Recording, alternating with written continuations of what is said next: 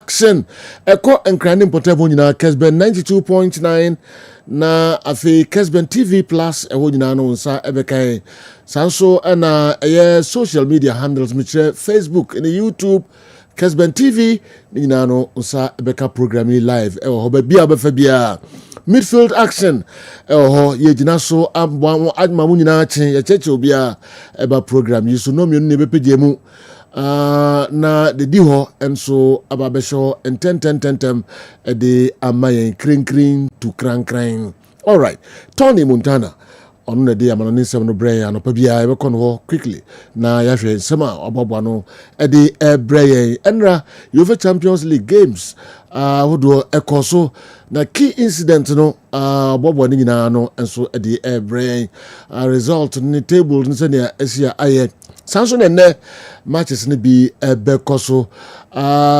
match ayi na nimse so yi pa ene PSG omne Barcelona game no enye game kitu akra plus other games you be World Under 20 Championship bekoso ewo Chile mem na Africa countries no eho na attention ne work kese pa ye modi moti sen ewo akense na ekoso ne nkoyi ema African countries no omina no elusu sanso na wafu zone B akense no so ekoso ewo Cote d'Ivoire no Ghana as Nigeria kamienu omo entimi anti semi-final match no emu Ghana says ya qualify yedi ni bechere AFCON under 17 tournament no emu Nigeria BBM yebobu omo yesu asen yedi ye compare omo na yesu asen BBM yebobu omo enunti na yehye omo ana enom bisia na aye atasentase achi omo no yebebu omo sa enti coach Dr. Prosper Ogumone nkwada no abomodin ye papa say Nigeria kamienu omo entimi anti mba kokra. Congratulations Black Starlets. We any other stories abobo no the bremo asante kotoko be shahom wase den the atwain whack of Morocco stories being a free hall eba plus other local stories abobo no the bremo 055159993 055159993 mumfa mu messages no emra na yenhwe enkan emmamo Montana de Tony Godfather obi an wasam ma yedi obi an wasam ma na yenko na mapara na Mr. Kwachi be hu me Kwachi newscaster Kwachi so aye no hu se ne hu ni asem Kwachi no nka me de o ma to o ni senior Kwachi P2 Eugene omo level no so se dwem ha de se me se kasi nya omo kwa no ma ye adwuma di anka ehia so be free office kra akọ if you office kunya mo mo be handle na nyuma na mo but Kwachi gradually o yi no free sa group I don't know Kwachi news o yi no free ma wi oh gosh Let me hear because boy and me penasim. Oh, let me hear. Intercepting videos be. They bad there. Bad influence ana. Peer pressure. Minim. Sa. Na on tesa. Sisi wasasan kra. Kwachi. Ano pa na mensa kan videos bi na they will see bunko to do patch no. Opa ocho. They will see patch o sun tian. Acho pa gra na ma yebufu no. So we nyoma in fata we na be patch no. And I suffocate me nyanwie ko no gina me office kra na no. Open me bag. Keke da be na so me bag studio. Oye nyoma enya na. No some dross. Oye nyoma enya na fi obegina me program be 15 minutes to time. Na Ediana KOD any of Kofi kra wa ha omunya nwie omunya point kra wa begina me office do na no o twen se me wi na obeji me back na ba munya de papa den wa ko ebi ni videos na obepacho until see holding on kakra sa quite you release here ye man last chance yes la kwachin tisa o baron tisa bad influence so no have sa boys never had you man last chance why so men release video onya caller hello you are speaking to Dr. Kwachi Kwachi so doctor oh yeah doctor and no doctor no so doctor somebody what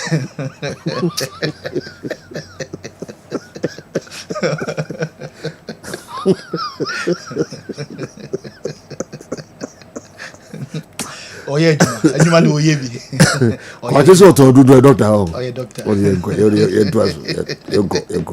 yeah man for any for kwaba and kwada Champions League no e san so ato aso biem enra week 2 no e hase na games no na enye easy kra and PSG Barcelona match no e be kosan enra match highlights na we enjoy our Kessben television so na mom ye be kwa Germany enra Bayern Munich omoto a Pafos e kwa so makanu ma Pafos ete kanmu bako match highlights and I will enjoy our Kessben television so now what me say Bayern Munich way ended the second time omo aye sadie way 9 matches 9 wins ye started season no omo nyam draw ye na nkampo se omo elusu na the last time omo ye sadie way under Jupp Heynckes no omo eje treble je German DFB Pokal eje Bundesliga at the Champions League eso so 2012-2013 under Vincent Kompany omo betimi e repeat na so far so very good 9 matches omo are recording 100% record nano na eno Hurricane obo 2 goals no o se nani age papa enkofo e kan se game no na efo o se danya fo na eden panemom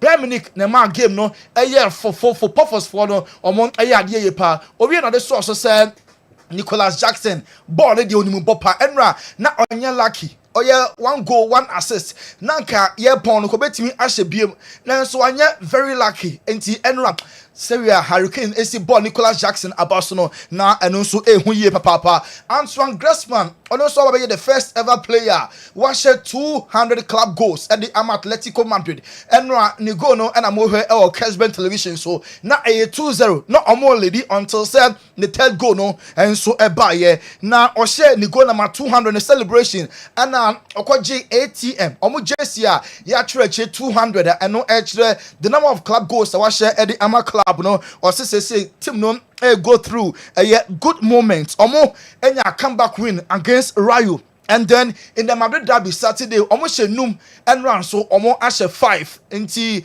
ekoye pan at the Mama club na El Cholo Diego Simeone and so bo Antoine Griezmann and so abasu ye papa Julian Alvarez and run ono so kwashe go na a penalty na afterwards ye bisano say watete say Barcelona for air penal na ye Campo said at the end of the season obe free Atletico adjoining Barca or say we enye new we dey enye foforo every season e beka so obe free Atletico eventually obe stay to no dey enye hompo na attention ewo said the be Atletico for ebenya wins ahodo e na ono odwene ho so beko Barca ana onko Barca dey we enye asem foforo kro enso ema no enra ewo Kazakhstan Real Madrid ekoye demolition exercise Atletico different no ehun obufuo na omde to Kairat Almaty ekosho makanuman omo entimi ante Kylian Mbappe enya reche 60 Champions League goals e won the club career mu na enra obo hat-trick when you say Mbappe 2 games in the Champions League,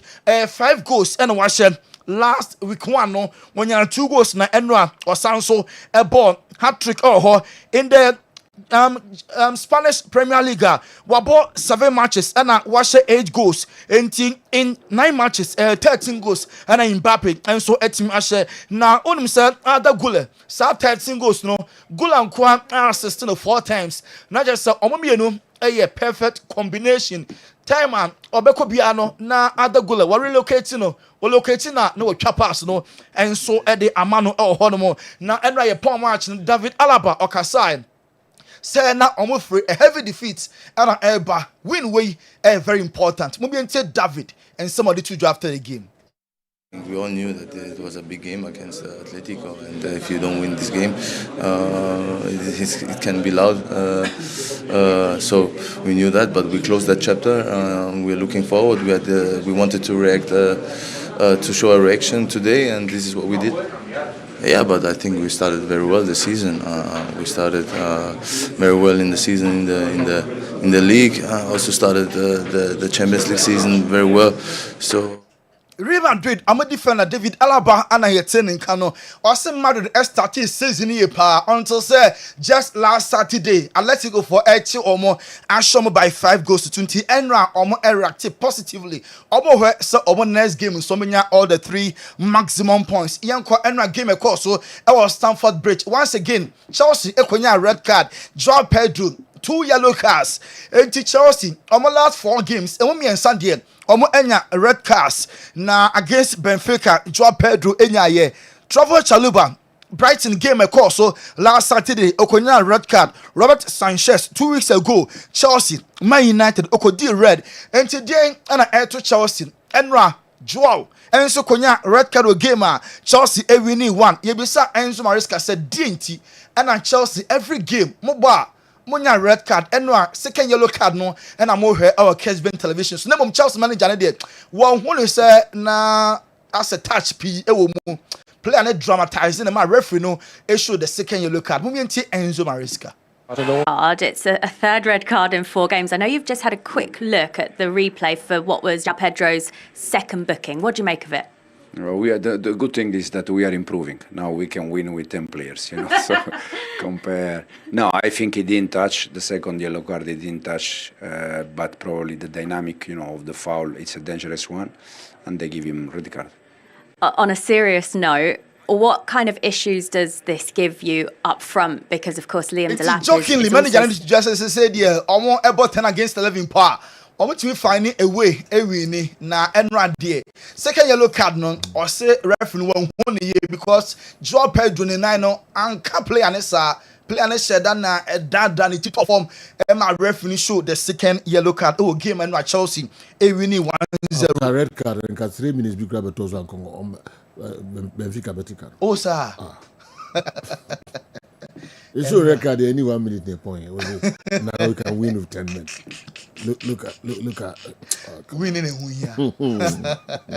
I said red. Said I'm over or Kessben television. So now we can win.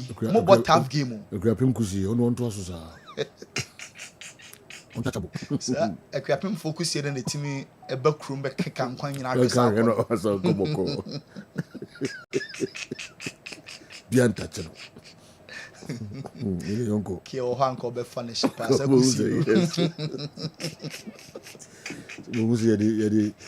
Chinese friends onion.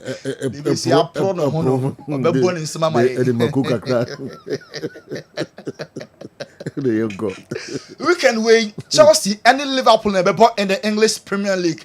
Last week, I'm here doing a elusu here, and Liverpool elusu. I'm the new brepa and a air. Enzo Maresca say, and I win way a bit boost players no confidence. And my Liverpool game no, I'm didn't win. It's important to win games, and sometimes you have to win a little bit more ugly. But also we won last week against Lincoln in the Carabao, so it's It's unfortunately we lost the last 2 Premier League game, and hopefully we can win on Saturday. Absolutely, it's important to win games, and sometimes you have to win. Chelsea manager Anna Yatin kind of big one Airbus weekend way against Liverpool in Enra. Julian Esteval na on the bench, or free bench a bar game no. The real Osi Tree and not just a effort ne na say hayi papa. More than one kind of back ni watching. Second one any third one on also be the trapper scammer. Julian Esteval Chelsea fan from Brazil and last year the pan chain there when he says what brutal now but they are shelling now or Chelsea defender on no crown Jenen some ball now boy in the free bench a boy but they are shell a casa found. And when Esteval came on in the second half, he got a massive reception from the fans and instantly made a positive difference. How impressed have you been with his start at Chelsea? Yeah, I think Esteval it's a magic player. I think he will do a big difference for us during the next few years, and we are really happy to have him with us. Is when Esteval came on in the second magical half, player, just pull a lot of magic. El Park and so born here when we bought ye papa and Liverpool at the war. El take Galatasaray some kabakwa.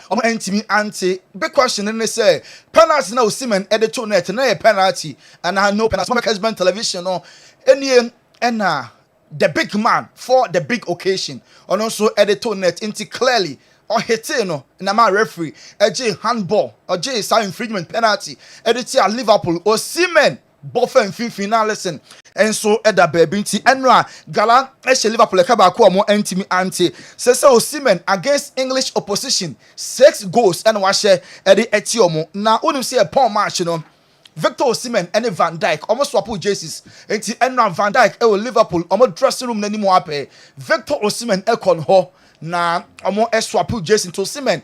Edna Diano number 45 Eddie ma Van Dijk and Van Dijk and so Edna Diano and so Emma Victor Osimhen. After the game, Osimhen Kasaye Victor Remwa game way na ehombe hia pass on benya win. Also make impact in the Champions League. Nebom omo and yes, be a complacency. To Mudebia and set in no complacency. Of course. I think just like I said earlier, and just like everyone know, we have a really quality in our team. Gundogan came also to continue to help us with his experience, and I think we have the quality. We just need to be focused in any game that we have to play in this competition because.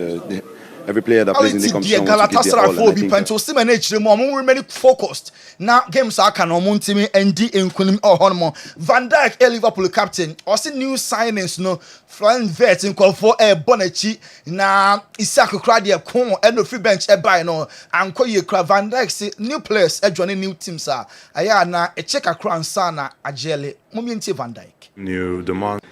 I think we showed it already in many games already this season. We couldn't show it for 94 minutes, unfortunately, yet. But it's absolutely normal that you need time if you come to a new place, new team, new demands, new on and off the pitch. It's absolutely normal. Players demands both on and off the field. They better take time kakra.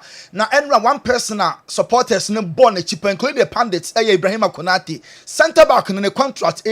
Say quite of us here I know the Jamie Carragher Enra one function Tiana part fire and Biaka can have been Jamie Carragher any. Caused especially Konate huge problems. I mean, who doesn't cause Konate problems right now? What happens here? He goes through Osimhen, the goalkeeper again, who was outstanding, saves another 1v1, gets injured. I don't know what he's done, but the injury comes from Konate again. This is happening every game. I've been a centre back. I've made mistakes like that, but he's making that mistake every game without fail. Caused especially Konate huge problems. I mean, who doesn't cause Konate problems right now? What happens here? He goes through Osimhen, the goalkeeper. Kessben television so Jamie Carragher, Liverpool legend, all fire, all angles, left, right, centre, and so actually say, Alison Pranimpo, a connected the money price. So say we can weigh Chelsea and Liverpool game. No, Alison, any Hugo Ekitike. Ebe den pa so mo prano mo sofa ne enra no omo ebedimi a recover be si akan e de etia Chelsea omo so e club no Hugo Ekitike e prior Alisson Becker enso ekoprai ene big game no Barca 7 Paris Saint-Germain ene Barca ana airport Ashraf Hakimi say Lamine Yamal ebe face the best left fullback in the world Nuno Mendes ene Lamine ene showdown because why na ebe image as victorious e was fight nen because so park and so na Hakimi so onye worry say Ballon d'Or want me Angie to be in the top 13 poll no eye and wa ho kra has the flick akasa e dey for game on the PSG but manager Emma Barca say PSG omukita players are not doing Barca equal to the task and the match no be extremely difficult Hansi Flick any team competition. We play against the best teams in Europe and of course now against the best team in the last season and it's a world-class team. It's a team with fantastic players and fantastic coach. I really love what I saw here the last season, but also this season, how they the style, how they play football. So it's for us a big challenge. Barcelona any PSG why na ebedi nkunu betimi do message about Marcel Junior Abedjafon so aye ho adwuma kama ene Arsenal na Olympiacos ana Asia Daniel Podence watete Arsenal for maybe atwam ene so back with Olympiacos how far and now on the Arsenal game no ebeko so Olympiacos say match we embro so mo betimi edi nkunim na wonu say weekend we Arsenal in a penalty in the Premier League game against Newcastle I'm a referee overturning na POMOG PGMOL. Penny how web or say referee good call. Na esefata say over tennis penalty no. Say Joe Adaroma. Kofo cross in some fancy. All right, Bontan the Tony Enfa Kofo cross and some no NC na yentwaso enfa emma amanfo. All right.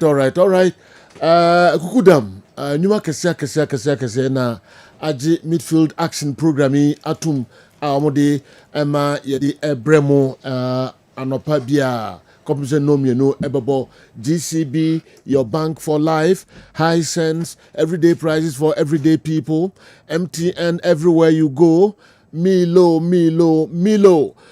energy to go further Toyota Company Limited Ghana Drive Toyota Starlet Pepsodent Herbal Pepsodent Charcoal DSTV your home of entertainment Drabin Rural Bank the best rural bank 2023 Chamber of Commerce Abasubodi Omde Ama Drabin Rural Bank I don't know Ejaba Jewelry Herbasol Company Limited Pimsan Company Limited Gentleman Dental Clinic Jackson Herbal Kojak Pharma Patrick Natural Herbal Clinic Ochia Herbal Divine Hope Herbal Center and Akofa Ochia Powder Abba Ejasu Easy Waterproof Paint Caristic Ventures Piwak and the 3P Garlic Mister and so Abba Kingdom Herbal Center Frana Smart Solutions Bayport Savings and Loans the luckiest Sanso and Tonchi Herbal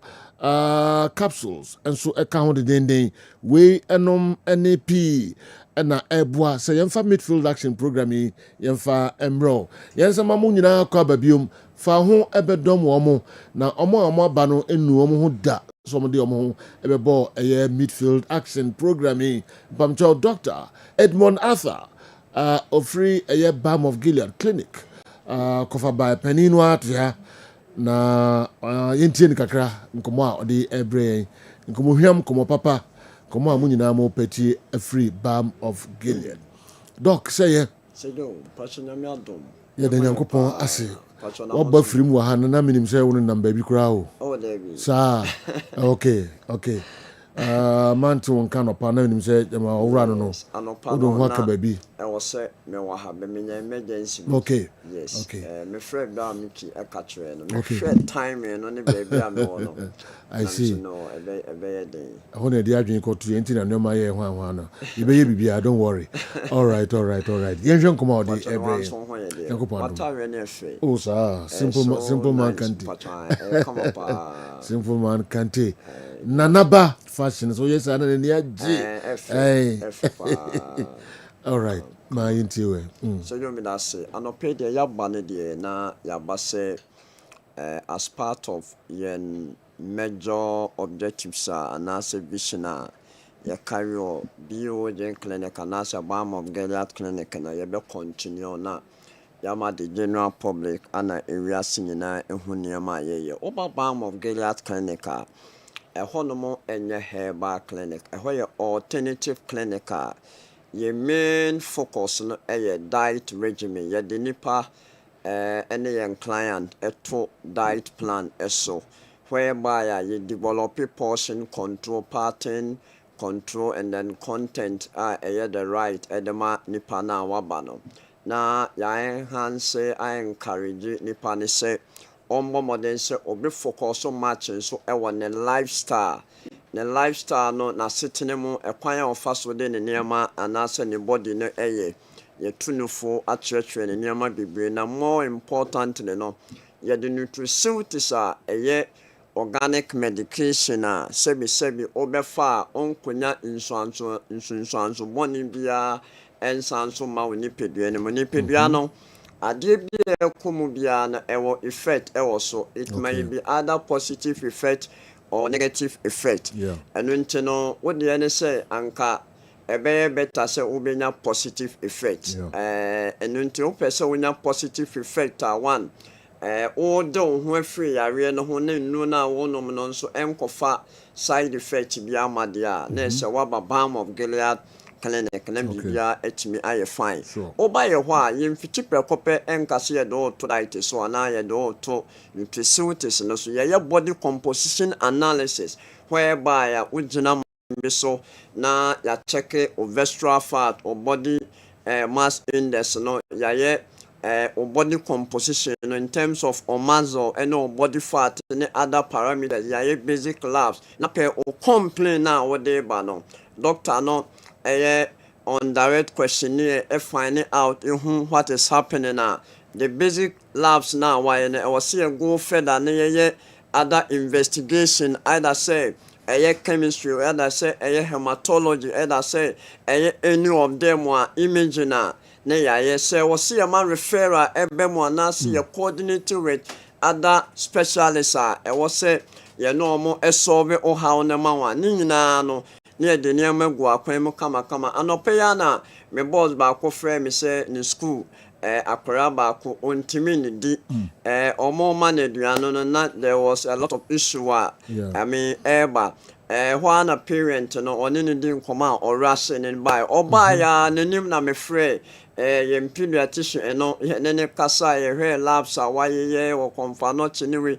ana ye tu no fo say odi agora oyobia o touch enema etwa ne nwanhia na so odi agora based on videos ne pictures what tablets so ye di nkomo ne o say ye ma ne twetwe nnuane ne we enkora edine toys edigu we tablet no so sene be ya all his me dimilo say na no bon sakra no per the visual all having a contact no mon say ne niaje ene ne ye dia ma no na ya solve numuna ya dia solve nkofo bibre problem am moment ma no monya from 1 month ekosi 12 years no monfo momra na ye hwe o na bibia enya fine efitu tibesu na asenso de se yare bia wo ho na ope baby a ye behwe wa insunso fufu bia enya bone emade a Balm of Gilead Accra ye Westland pe ye West Legon pe udu pharmacy wa na obisa Balm of Gilead a omo be chiro no wanante aba obata kwade a ye anaje Friday mo amotakwa Azim eziama second anyway nyina me pato Friday nya me bo atakwa takwade for me wo homa mo se me nyame adom me ba be hwemo eno ntoma mo wota kwade ne mpatem takwa ne we nyina no Friday we record mo modern say mo beba ne ya hwemo Saturday ne Thursday so Accra clinic record ye boho tare pa eno ntino numbers a mo betimi afre essis no 0249 34 08 0249 34 08 and that's 0539 86 38 0539 86 38 38 oba ye clinic on so a ye wo product ahodo bebre a ebi ye for waniwa ebi nso eye se wo ye bema obetime gina wo na so na wasipi na wasita oba ono ma wotwa wonu mo no na me wotwa wa ya senso ka ho oba enompemu product ahodo bebre ewo ho opese ame breast ni gina so na atiegu na opese ame eluki pekia ni na be kama ma opese the bottles na tuo no so bibia gina so a oba original one ho we enye infrafra bia ye ni ayayo your product yes standard empenfo agiatum eni nsunso bia ho nti e be stress oba ni na bi ho ye wo tofia sebi udia mo amuntimi nda no mo beda untimi nda yo tofin yo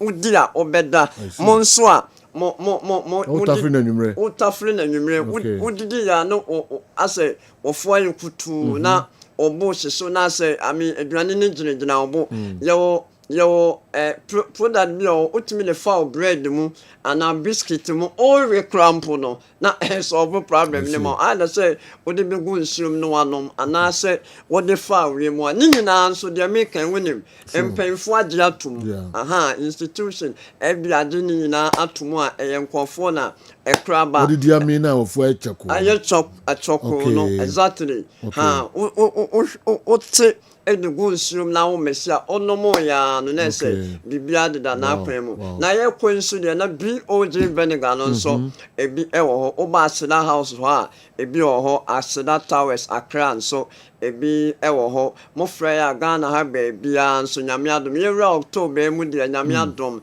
ensesan ya ye kan ho kan no nyame adom enche na bottle so no ye besesa no ye besesa no ntunye hu ya ene labels no nyame aboa mpemfo de niam gugu akwan mu ama ye ma bibia ntu hu se different one aba system ni mo amepacho enye 4194 bia ye nia na ye de eba ni nyina no so no ya semu kena ma sisi de bibia de na akwan mu enye duru enye food product enso na odi bibegu mu no obetimi ne sensu no kwa no waduru wo herba na so orthodox bia wanom opese wuja waduru no media oba BOG clinic akra Kumasi takrade a bibia e fan ketwa ne 40 cedis kase ne 75 Ghana no 300 ne de ketwa na ko account so do me kwai de 1 minute 1 minute mema muslim no omo ware a omo partners wo baby no emwa wo ye bema na wo pese o prostate apomoden ekosra continuous sex is very important wo ye sex bibria ebeboa wo yemom no o ye sex bibria no so o replenish o system no with a lot of zinc and vitamin C based food. So na be ya immune system no antibodies and immunoglobulins no e betima kosro. Anya sa we lose a lot of inema ebema immune system aba form. Enu nti no o ye be man de bia na o pese we ye so be ye 3 rounds, o be 4 rounds, o be ye 7 rounds. So enu de ejina wa ho den so. Na mo fa so tiri mo say dem a o ye no na immune system aba form. E man so amutie ye no. Muntie me pa ema se mema ne mo ye sexa ema ne benefit fully. I see. Sime na eba na sperm no you know and se ema ne bebre omo a edu omo menopause na me ase unyenya post menopause niema bebre na ekokọ so anasa premenopause we no bebre no hwe ebe no reshow ebe distressful ebe ma wo color atoso eno ntino okuno ba ho a ma ho kwan na okuno ena windira agoro no na bibia enko kama emema more high visceral fat asrade bibiri ewo wiyemo no ekoba se one untime perform a men rase se okoto aduanom rase se obeyi visceral fat na free ho ade ebetime yi visceral fat na free ho yin kroma fo o blend nkroma for with gene with akekedu kakra na we de ewo kakra gum o to office no na o sepe ebeboa ema visceral fat na surround wo liver na okotwa abdominal pelvis scanner ebetima mo nya hepatitis nkroma onu amposedo onya ne hwe na blend with gene ni ginger kakra utimi kwa ede can send black pepper crack kakra na chili pepper kakra ba ko bi account pepper ntiantian chili pepper ba ko blend so fa bi ojin beniga opa fa bi gum na wo de ewo account sejo nkruma no enima ewo nkruma no mu no ene with the ginger no ebetwe fat no opa kra nwumre no now with the castor oil and massage so we can hot water therapy with towel massage fifa o ye fun so now the can say castor oil no account na ni na mu no wa bo modern say anwumre duane be light na area aye moderate na anopa no akọ heavy o ye exercise ka ho no obi de yan konkon a obi gina na so recipe esita na bibia aye fine pa na mom de from here to toe baby obetmenya apom de aye balm of Gilead men ko baby me emfa so asokwanyo and now attention omoka na me dey this time me correct bebia me charge Sejo mpacho mate Sejo kakra bi nka me koka se me wife na correct me be so la me refi se ni ohun no sonso no ohun so wo ba no odwane ana sane kano de ohun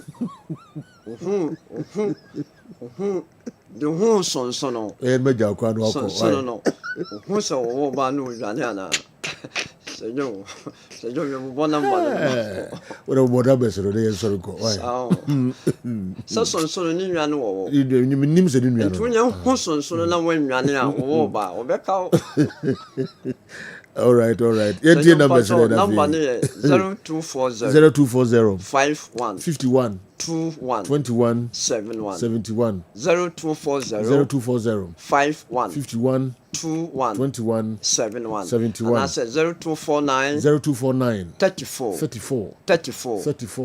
08 so mo friend number sia no mo send me de any message o mo benya me ma mo abrochire no mo mfa text message no WhatsApp no emfa so na bibia enye fan so you pato correct me eno no ye kan say me pato me nim se ne sika no so no wo de no mentida sa ba ko nya so hwe no amfa asokwa na no achenchina ho asokwa anan asokwa idea asokwa na se no oni achenchina na se na sa obi amfa 6 and 9 say eneni nwane obi amfa 6 and 9 no ma o mo se o me no ma chinchina achenchina nya no ma me so de na make aroma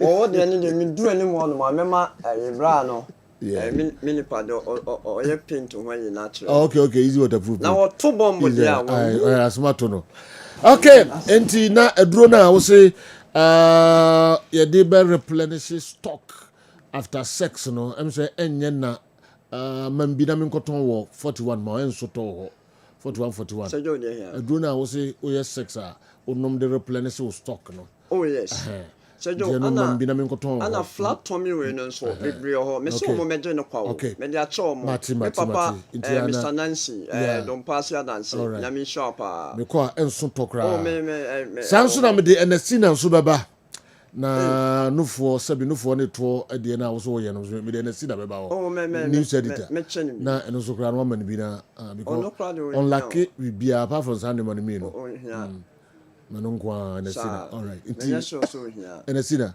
no we ni sa Mr. Stamino oh yeah pa so jo wotio ndida da bia na wa shento adade de se de pimfo ntade no na kata na chini na nim nyina ba ku credit ho NSC na ene kwa me pa mpi All right. Easy waterproofing, no more leakages. Easy waterproofing, no more leakages. Kofia Mwako, about betrasi, obi asem no dey na sema osre na unima na sina. Me na me kana untimi me ba wo de. Ni nim da ku share na bontin obetimi de ayo. Mesra mon lock door no. security room man tight hopa obet my boy rise here. Easy waterproof paint, no more leakages. Yes. Also here adro the heavier. Also adro now the replenishes after sex. Aye. Oh, okay. No more be I know mama kakra. Sir, otaye oh. Okay. Sergio, sexy there ya the papa. Minka zenga de so otaye. Oh, there be ye beton e paint ni nko. Enton e paint ni nko. Oh, Sergio, we be no easy waterproof paint. No more leakages. Sergio, we no ye kumiso. Yeah. I SMP. Sergio, you didn't check say, memo what here for? Na ya mo bibi ache. Sergio, easy waterproof paint. Asem die o ma santeman and pay ni say. So odomfo bi na adomo na wasi fie wie. Ana say obi na de agyawa. Ana webo kios bi apata bi but leakages etetel. E ka leakages a on chance dan so nyuno na enyuno. Sa so na ensuo so ba edem ho pa.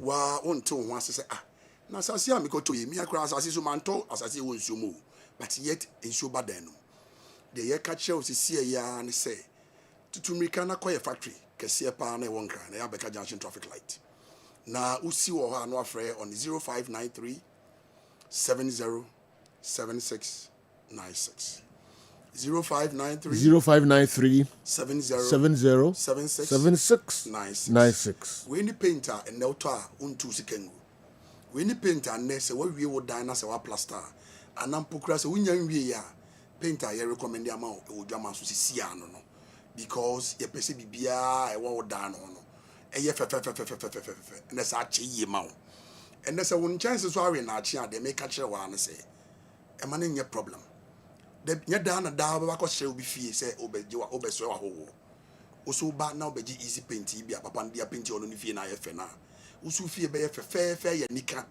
nsu ba odam nyina ma dan na se nyina bombumpunya no ni nyina be free ho na afie no obi so aba be hyew na usu fie no ono so aba waso aswe awo fie ho enti de ye kan say botainti ye ni abre a ya border over 7 to 8 months ni say e pesa bo frampo kra afie ni ye be wo no kro beti easy painting ka se aso na de ya wo no so no beti easy painting ka na afie de wo me say enne say usi wudan wi a emo bi ndada emo bi nkasem de bi anasem bingu asum say paint we dey fi amano ne ba ntie papa easy bag na over 40 to 45 years and still counting ehunya asem bi aso mai omo to omo amanfo director omo ba me ho a omo boto bi say ye na omo to na de omo de ko ye no omo nya hu solutions a akasa bre omo de kunti ba chia me ha enti de make catch one say easy waterproof paint is the number 1 paint and easy enema ye ka say ye kan e do so pi easy paint na mu na beto na mu ya sat me the two floor tiles kwa na ye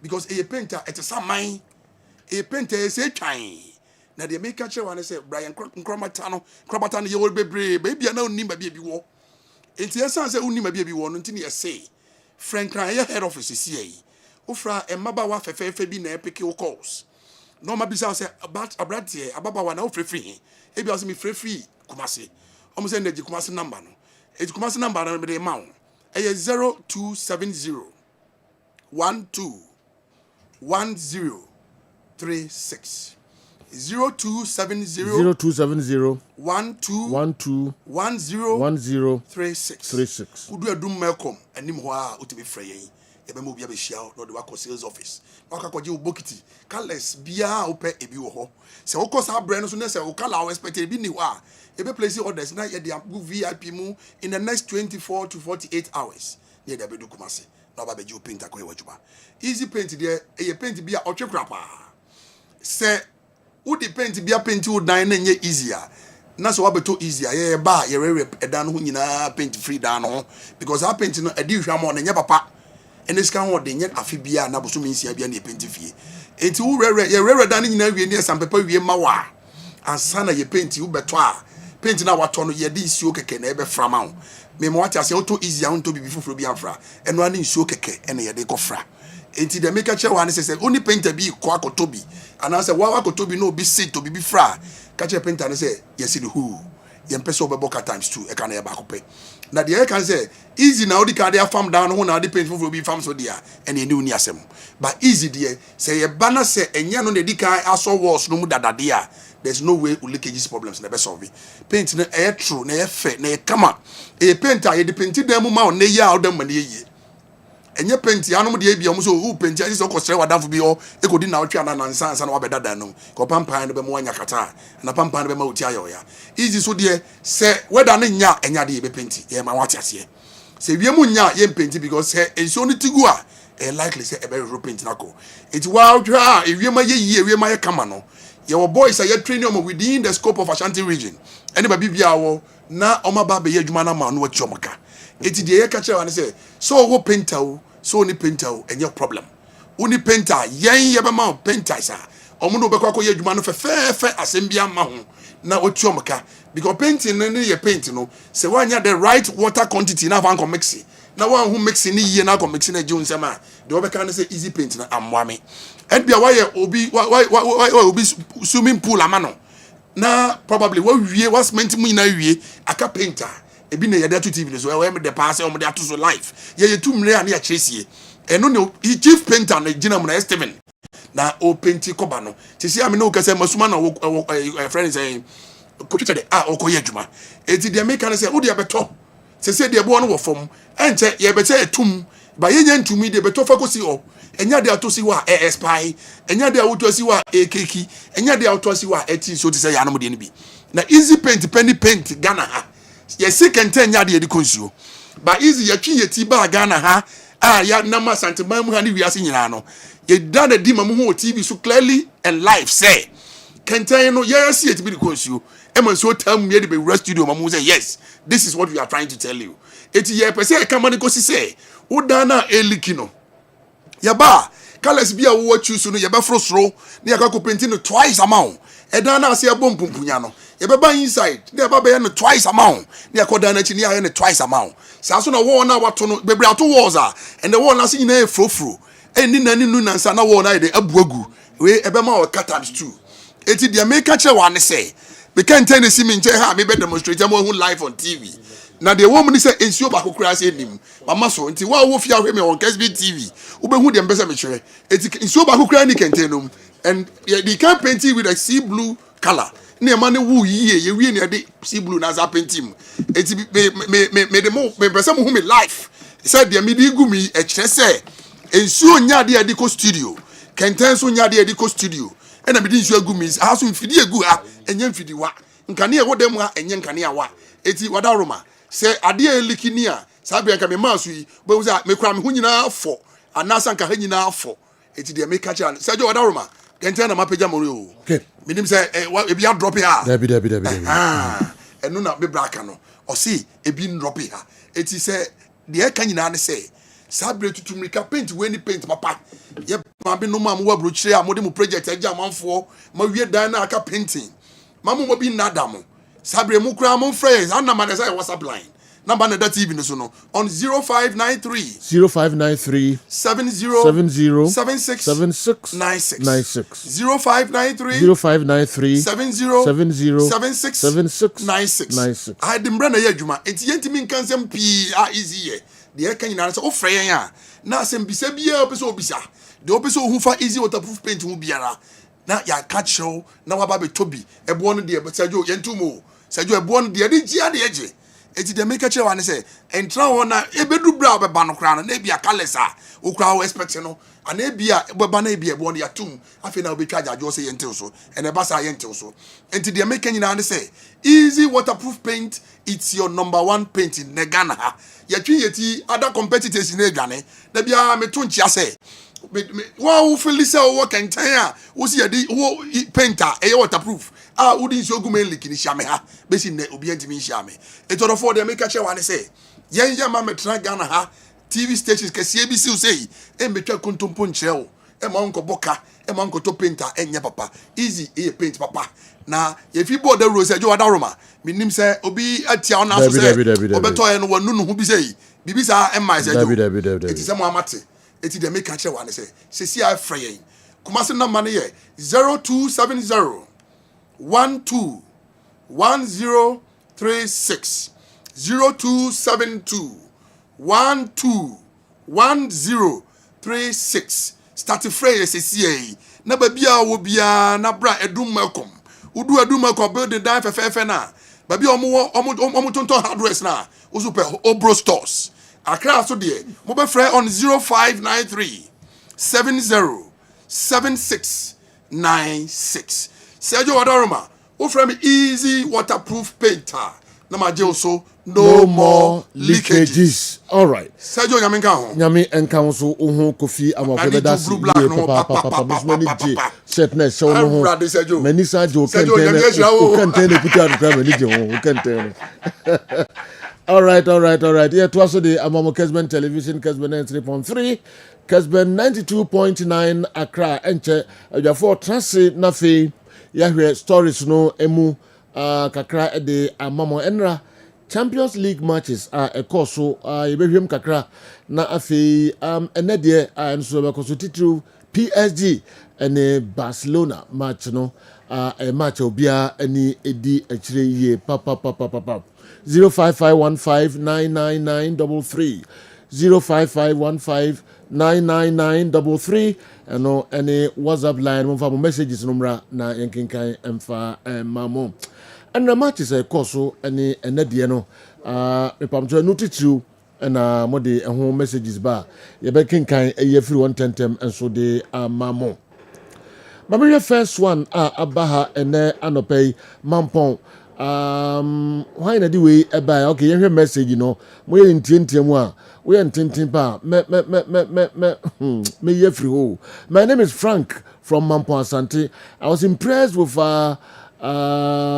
the Typhoid Chelsea fan.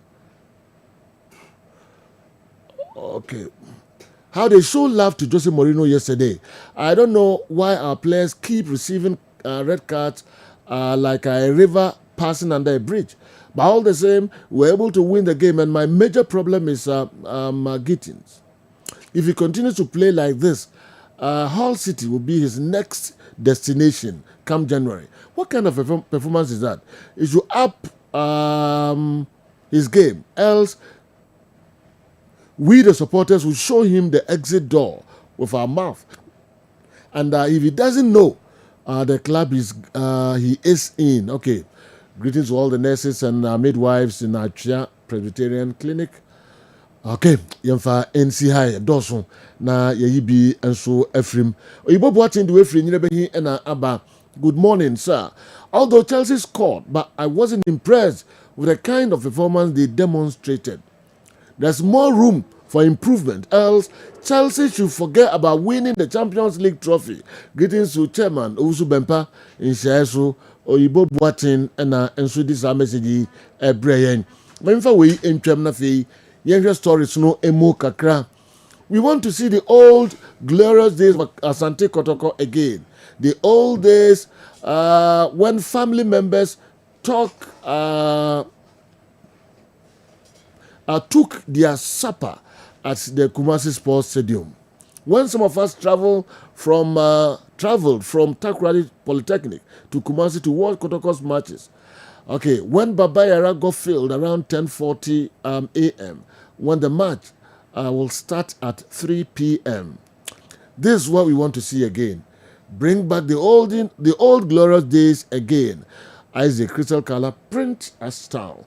That was the Abraham and Andy. Yeah. So we are close to come on, eh? All right. Yenhwe matches no emwe. Nra games e course so na fe yemhwe neso de no na issues kakra ho anu so de aka ho. Ansana yaba African local stories no. Yes, sir, free. Okay.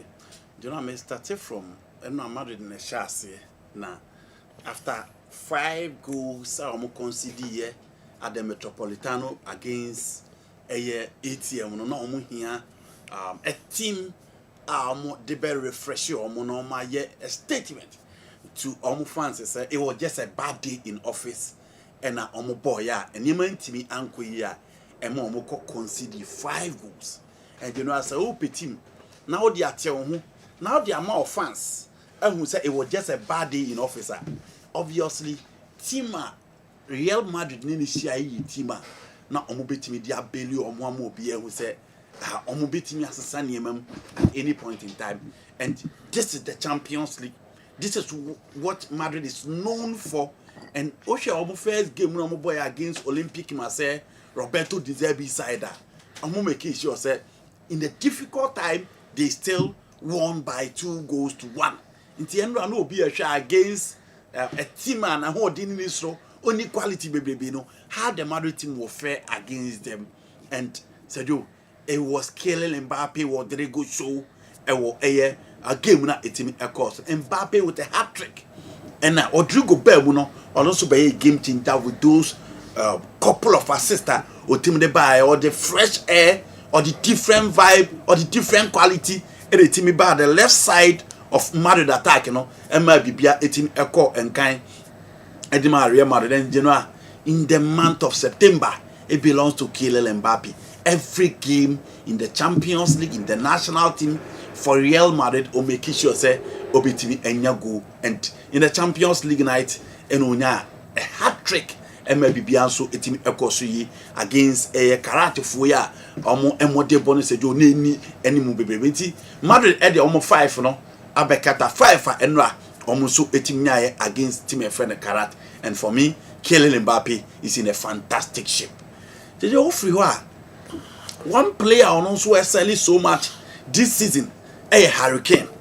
Now Hurricane, I think that after football, no, the Nipa Berry can say he spent too much time at Tottenham Hotspur because so when the personality now when the quality as a footballer said do or you too much. And on the Michael Olise said you almost see a combining the Bayern Munich team no ama and near Massisa for a Vincent company because last season in the group stage said you didn't say Bayern yet dominant anytime in the group stage of the Champions League, said you last season but this time they are playing so well, and this season they are playing so well. Michael Olise on your screen, born Ukraine and who say personality be board, and to play for a big team, the expectation is so high from Crystal Palace consistently against Chelsea and against team my friend on your screen who say still almost so a boy Jumano and baby be a team and Hurricane said you for me and they all can strikers and only Kylian Mbappe and then Ellen Holland and consistently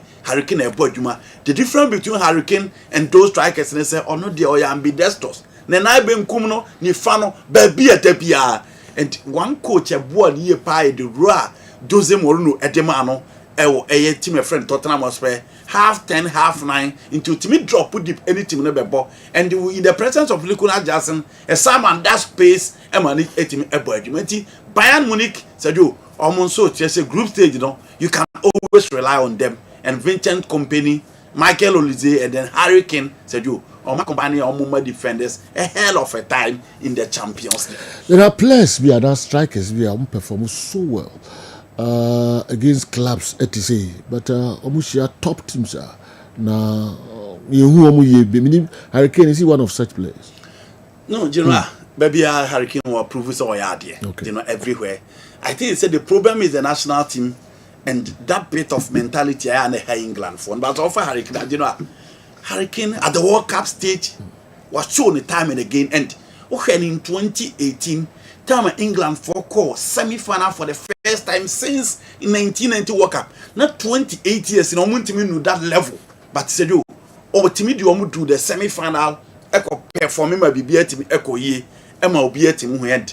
He was the sole scorer for England, leading the line in attack. He almost had the light of Rashford more and other guys more complementing the effort in there. But at the World Cup, said you, England strikers or apart from Galenica and the show up at the World Cup in the 1986 World Cup. Apart from that, almost strikers or you bought the lights of Alan Shearer, you bought Andy Cole. You bought Teddy Sheringham and other players are even the Wayne Rooney himself said you at the World Cup baby a Hurricane Eddie England national team the Wayne Rooney himself on no team former not even Michael Owen after that show our in the 1998 World Cup Owen SRB take lead alongside Emil Heskey in the 2002 World Cup Ronaldinho only Rivaldo Estopo BBR the quarter final stage or team and call many. Into Hurricane said you in the Champions League platform, he's all over the place. In the Premier League, he's done it. In the German Bundesliga, or time and again at the Chelsea, he's one of the best strikers in the game. And just said, Hurricane, yes, or down Banaya, you are sure. So at least 20-25 goals a season, Hurricane at the Ebemount. It was just unfortunate, said, Madrid choose Kylian Mbappe over him. But Carlo Ancelotti, his preference was Hurricane. The focal point, and there be a Blue Manchester United, so more Hurricane. A man, it's not Tottenham, man, a chance. A man, copy more Bayern Munich. You know, when you need, but again, time and again, what you say. So when you striker, or what that maturity, unfortunately for him, on your player, I will prepare BBB. Into Harry, dear, said you, for me, he's the best. Now, if you are, then you come to the Bayern Munich or Benfica Chelsea game. Said you, the whole Chelsea game was about Jose. Everything was about Jose. And it was a comeback for Jose Mourinho or the Stamford Bridge. Now, all Beba Park, you know, Utien Semano Moka, commentator, and say Park and the everything at the Stamford Bridge, it is Jose. Bibia Jose. The connection between him and the fans, Jose. And said, Joe, the moment I will build a park and the son. Now who say and normally Kobe Bia, you know, so baby my mom 14 Jose was all over the place. And now Obia to Jose Mourinho, there were chants for Mourinho na baby o catch him so munya abotre. And even at a point when Benfica for a time Enzo Koboko na kikina, omo tutu ade e bodo no. Said you osa catch Benfica fans say omunyai de omo eye no na enya de say beboa ma game na timi akoso. Now so bad game ni so a Jose started with a 4-3-3. Now, over Chelsea, Enzo Maresca said, "You, Opianim, so Liverpool match, you know, since injuries in our so and there be all try say, Obetima rotating the players now, Opianim the Maresca Pesoye. But in the first half, it was Chelsea. Chelsea had dominated here. Now, team now, the midfield was Anissez and then Richard Rios. Those were the two players. Now, Benfica for no so bed drive one team na dia momo. Luka Bakio and then we will be Sudakov with Pavlidis up front. Those were the guys. No who for a team your friend Chelsea. Inti Cucurella ye juma ye power game him and then Moses Casedo and make sure say Richard Rios in that space because on that ball the national team amomo. Team your friend Benfica tries to make creative chances and general who say no more that space now. Team they are creative, but again you give it to Robert Sanchez. He did well. The Chelsea defense also and they were more composed and from way across from Pedro Neto to Brantia friend Alejandro Garnacho and you know he born na born the ball Richard Rios on go and a go no etim ekokoshe ya Chelsea etim nya that lead, you know, and in the first half we say Chelsea now more dominating. The problem of the Chelsea team is that so Joe Bon omo de was center crown omo de goalkeeper. Omo popo no we chire more. It is so gina nimu a supply cinema. Inti no Bon omo timi bobo 10 minutes now who Tarek George. And unfortunately for them, Pedro no touch ball on pass it. And so here Jimmy Gattins so beka on west and Garnacho on and off by at least Ojebo na who say so oye fully fit obetimi abo Chelsea team from the left side. And Fakunde Buanete level now no more page game no dia do no na dey Buanete sem into who say clearly he was missing in the game no munye number 10 bia o game no until coach introduced to Estevao. But even Estevao kraba no neto che ball na say you one step over no the ball na kwese corner Jimmy Gattins je ball na step overs the yenim so the twion so the yedo ono so fa ball nkonko ere oba prayer ko 11 ho final touch na ha na ko baby kra you know the games I think against Lincoln City he played an improved game but no game na oba end say yo who say Chelsea nkura ni bi ho a omo fisi so e bi mo try so omo be grow and no ahwe time Harry James ba ball no who say a player bem and Jose Mourinho crack after the game said when Chelsea needed a different player they brought a more matured experience and a quality player ahead of Brantia friend Malo Gosto. Inti said you say guys no more determined say I was saying no mutimi secure the maximum points. Then even Enzo Fernandez amabona chikura sometimes or vacating the post no row in midfield Enra at the center of the pitch now who say always or you're closer to Moises Casedo and now who's in the row no now all playing very very well for Chelsea in midfield. One of the best days for Enzo Fernandez, but hey, the real deal was Moises Caicedo. Cucurella is a man of the match. He did well. He played Luka Bakio out of the game. Basejo, for me, the real deal game of course was Moises Caicedo. Duels or clearing lines or cover space.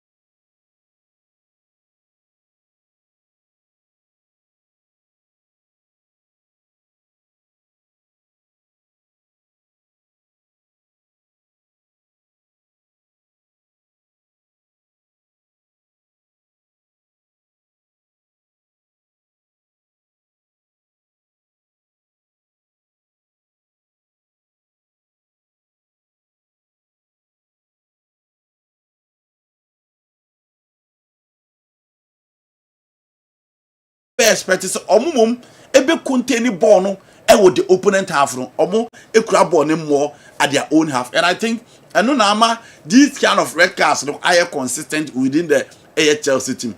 But Maresca say omo show personality and quality because omo nya red card omo team every year. Last season less than 1 minute omo win 1 year red card never. No more. Yes, me who first one was. It mean who are going to small kind. I agree with you. First one. On the record, no win.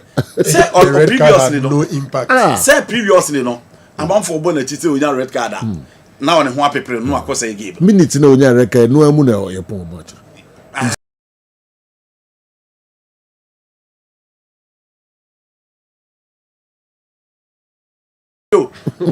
I think Maresca Obia mo bin endorse no do. Me who tell you, meaning say coach is here rotation there.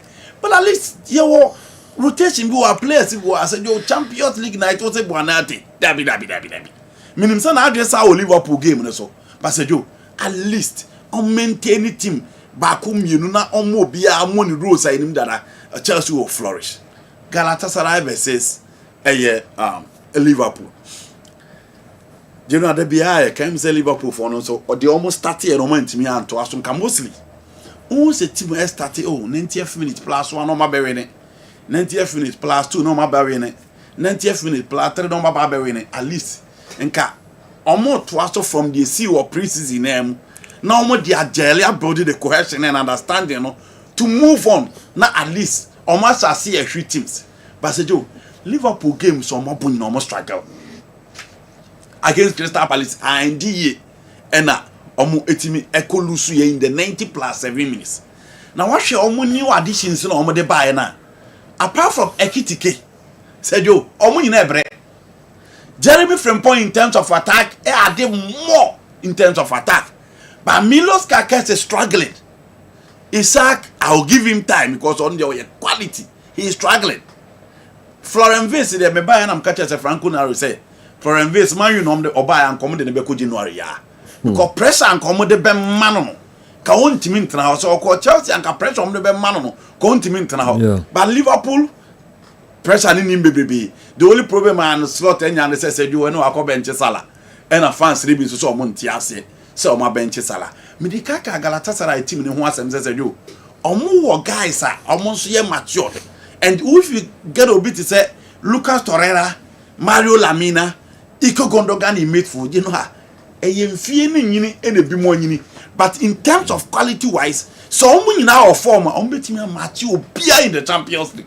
In Tiano, I was a there. No, Monso Chile from the Turkey side said, almost were the guys to show up. And Vito Simen, even Nigeria crap penalty, but I was not to the amateur second. But then no take game, no, and Mickey shows all the ball better to them. And said, you do it because Alison back and a bomb. They could have scored more.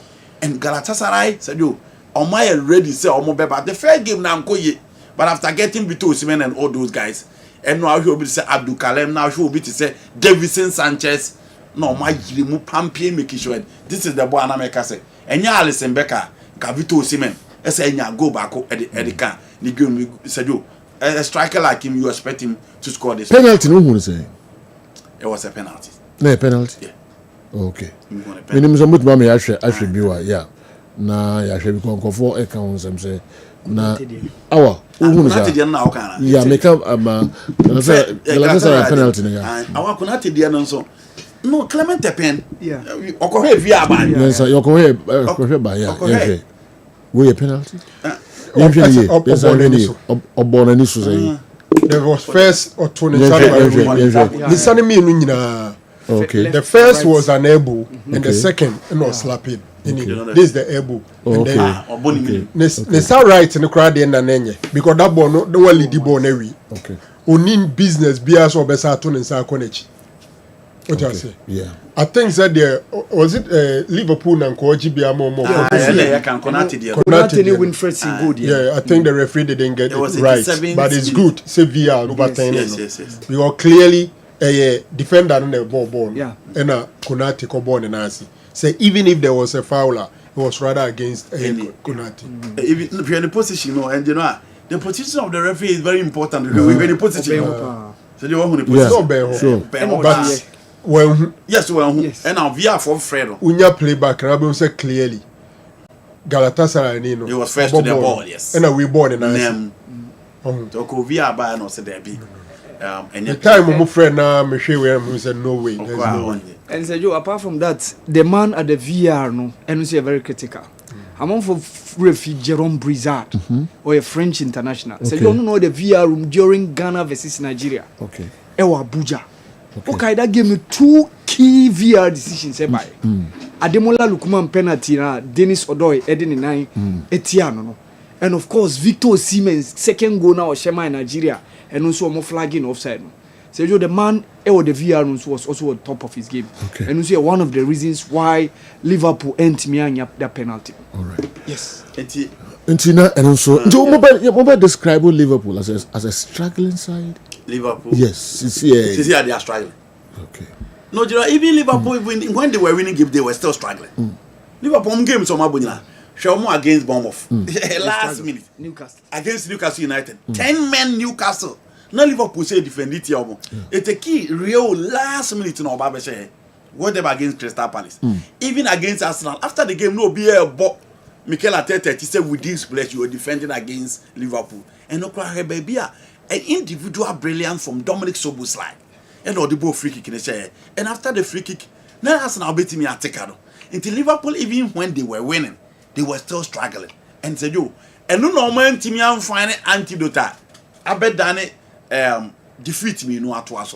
Until even when they were winning, they were still struggling in terms of the overall performance of the team. What's going on? Liverpool. Too early now. The fair players are must sign this season.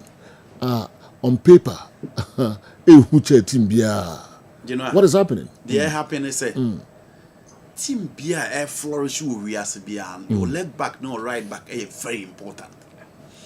Liverpool bien say almost performance under Klopp in the Champions League, in the Europa Cup, in the Premier League. After 29 years, no many years, two people no we key attacking and the channel of supply. Andy Robertson, Trent Alexander-Arnold. So Joe, for about 5-6 seasons, some Crofway na ba add a lot of the amount the Liverpool team. And the Trent was Santiago Bernabeu. Andy Robertson, last season was a good season, and Omu decided say, Omu for me. He was the best left back in the Premier League last season in Milos Kakes, Edenaba, from Bournemouth and up to the buy. So you Oba or struggle. So actually Milos Kakes is struggling. Two players who said you so person ko anymore. The almost man or more foul more. Those two players, the channel of supply, they are struggling. Who you almost free wa? Who call many more? Said you everything built around Mo Salah. Now what are Mo Salah no? Born no bet me and in them be 8 minutes. ba ko bi ba beto 18 boss na ono na adwen na ode bobo no eso na ode atum na ode no akata hwie na ohwie ni nyina enti Salah I think age and said yo unu obi anso be ba onim so oyere Salah obebre enti players no omo ba say omo barely Salah out of the one man show no Florent Wirtz who go Ekitike Alexander Isak dey me pardon no because on preseason ground wanye bi because of his issue with Newcastle United and said yo Florent Wirtz 8 games now about the Liverpool no dey oya ade kakra ya Arsenal match no eno kra ye dey toto the previous performance intia Wirtz for creativity Wirtz for goals onye dribbler inti ono nso omde de ba say ni nyina ko Salah ho a fa kwan na fa goals tum be defense na nim na fa ball ni tum no say ono nso ntime mbo akwa ye hugo Ekitike nko an Ekitike so wa hwe na say ball ne to anim ho a or skills kakra o ya obehyew but operating more inside the area and all of a sudden Cody Gakpo is off it is what your team na wow moment of flashes from Gravenberch Dominic Szoboszlai no changing niema kakra into the big boys within the team and the players no mo buy so mo complement the effort of the big guys within the Liverpool team. They said all of them are struggling. The game changer Federico Chiesa but minimum reason coach ni believe we saw also man ye super sub and so football is not here in the last 2 3 4 season ka untimi fa Gakpo nkototo Federico Chiesa untimi fa Florent Wirtz ntoto Federico Chiesa but any situation is na babe into finding yourself a touchline 80th minute 85th minute no aba no obe change game no dia mom into the guys within the team that are expected to perform and complement the effort of Mo Salah said all these guys are struggling into senya listen said omo bre and Dominic Szoboszlai onya good season no and then right back the next day central midfield the next day no occur right wing into consistent performance the crowd said untimi mfama enti ne nyina na aka boma Liverpool ebre ewo season nim esa so you know that is it for a Liverpool there meaning 7-5 enema announce on the Liverpool thing you see and as I was asking myself so, okay what dropping Mo Salah Szoboszlai park and so Jeremy Frimpong park and so and then ebema obo Jeremy Frimpong ewe nimu na Dominic Szoboszlai eba bebo right back because Szoboszlai a bit more comfortable at the right wing. Obianim say Jeremy Frimpong there or your number 2. Okofana so may replace Alexander Trent Alexander-Arnold. So I was a bit confused why he decided to do that. General, Liverpool is not playing so well, but they were churning out results. In fact, Enraka Kakrevin Komunya draw. Sapanati ni baya. Na bonus ukrani apunwewi. I think that the problem basically is about omo change omo yeno omo ni mo front four no. Ehona edwuma no. And the Mo Salah is not playing well, which is true. Florent Wirtz what the creation room as a number 10 no, he's still struggling in the Premier League. Cody Gakpo started very well. But then, Nkoyi, my dream said the brightest spot, womo front four no, Ekitike.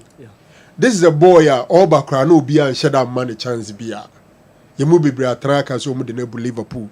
But then, currently, Ofa Ekitike, Ofa Benjamin Sesko, Ofa Victor Gyökeres, now the Alexander Isak Kanwa, number 9 for Crawford Tomba Premier League. No, I think for me, Ekitike is the best now. Yeah, the most impactful for now. He's the most impactful. Some 3 goals and an assist in the Premier League alone. And then until he got injured and subbed, I think he was also playing very well. Okay. Premier League, and yet easy. So Beji defending. So I still think Arsenal is the favorite over there. But I will share Champions League now. I see you are the big boys made statements. Before Sabako Champions League, in general, no, Fifi, Ekai, Andy Kem, say Inter Milan also won yesterday. Lautaro Martinez scored twice.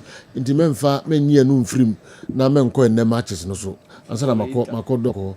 Inter Milan Fifi. Yeah. Slavia Prague. Osman kan ho asem. Osman kan ho asem. O se o busa. Shoko no papa so ayesa. You there that. You know what they kan ho ana. No. E shoko no. Se no se atro no, dey say my edit wa. Just Osman kan okay kan nye. Liverpool na ne o. E na akọ se Franco nti ono ko ni se meba na amema. E ne ne ska se ne de. Okay. Fifi Onyabotre. Onyabotre. International man. Muntinka or sorry or die and con sorry 11:25. One was sorry in Tema one baby. For obvious reasons. Nade to me sorry in terms. Okay. Jamaica Semi. Also Liverpool are not a top team. They play basketball rather than football. And they have multiple problems which need fixing urgently. Jamaica. They play basketball. They play basketball. Not football. Liverpool are not a top team.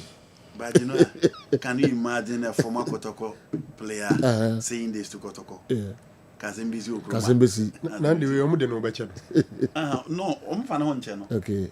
Fan honche. But yeah, had the enka won him say hell will break loose. Enka mate. The who made team be completely at the Sure. So that person check. I think he's not being fair to Liverpool, yeah. Sergio, to say there's a Franco Narukan. Pep, not Orienia or such ingredients, not the quality become home.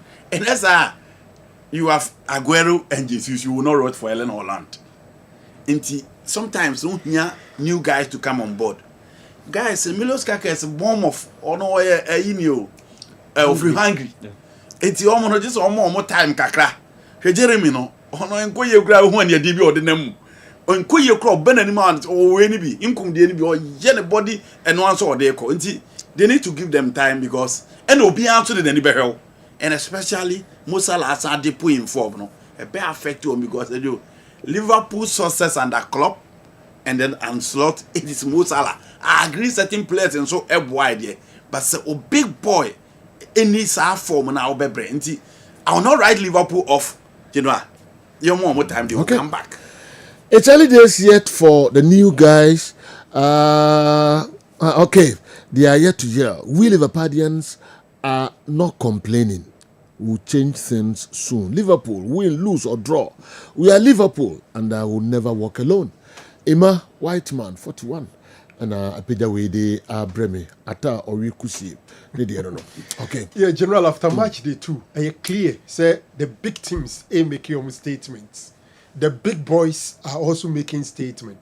And then just after 2 games, you are having Kylian Mbappe with 5 goals, Harry Kane with 4 goals, Dusan Vlahovic 2 goals, Lautaro Martinez 2 goals, Marcus Rashford 2 goals.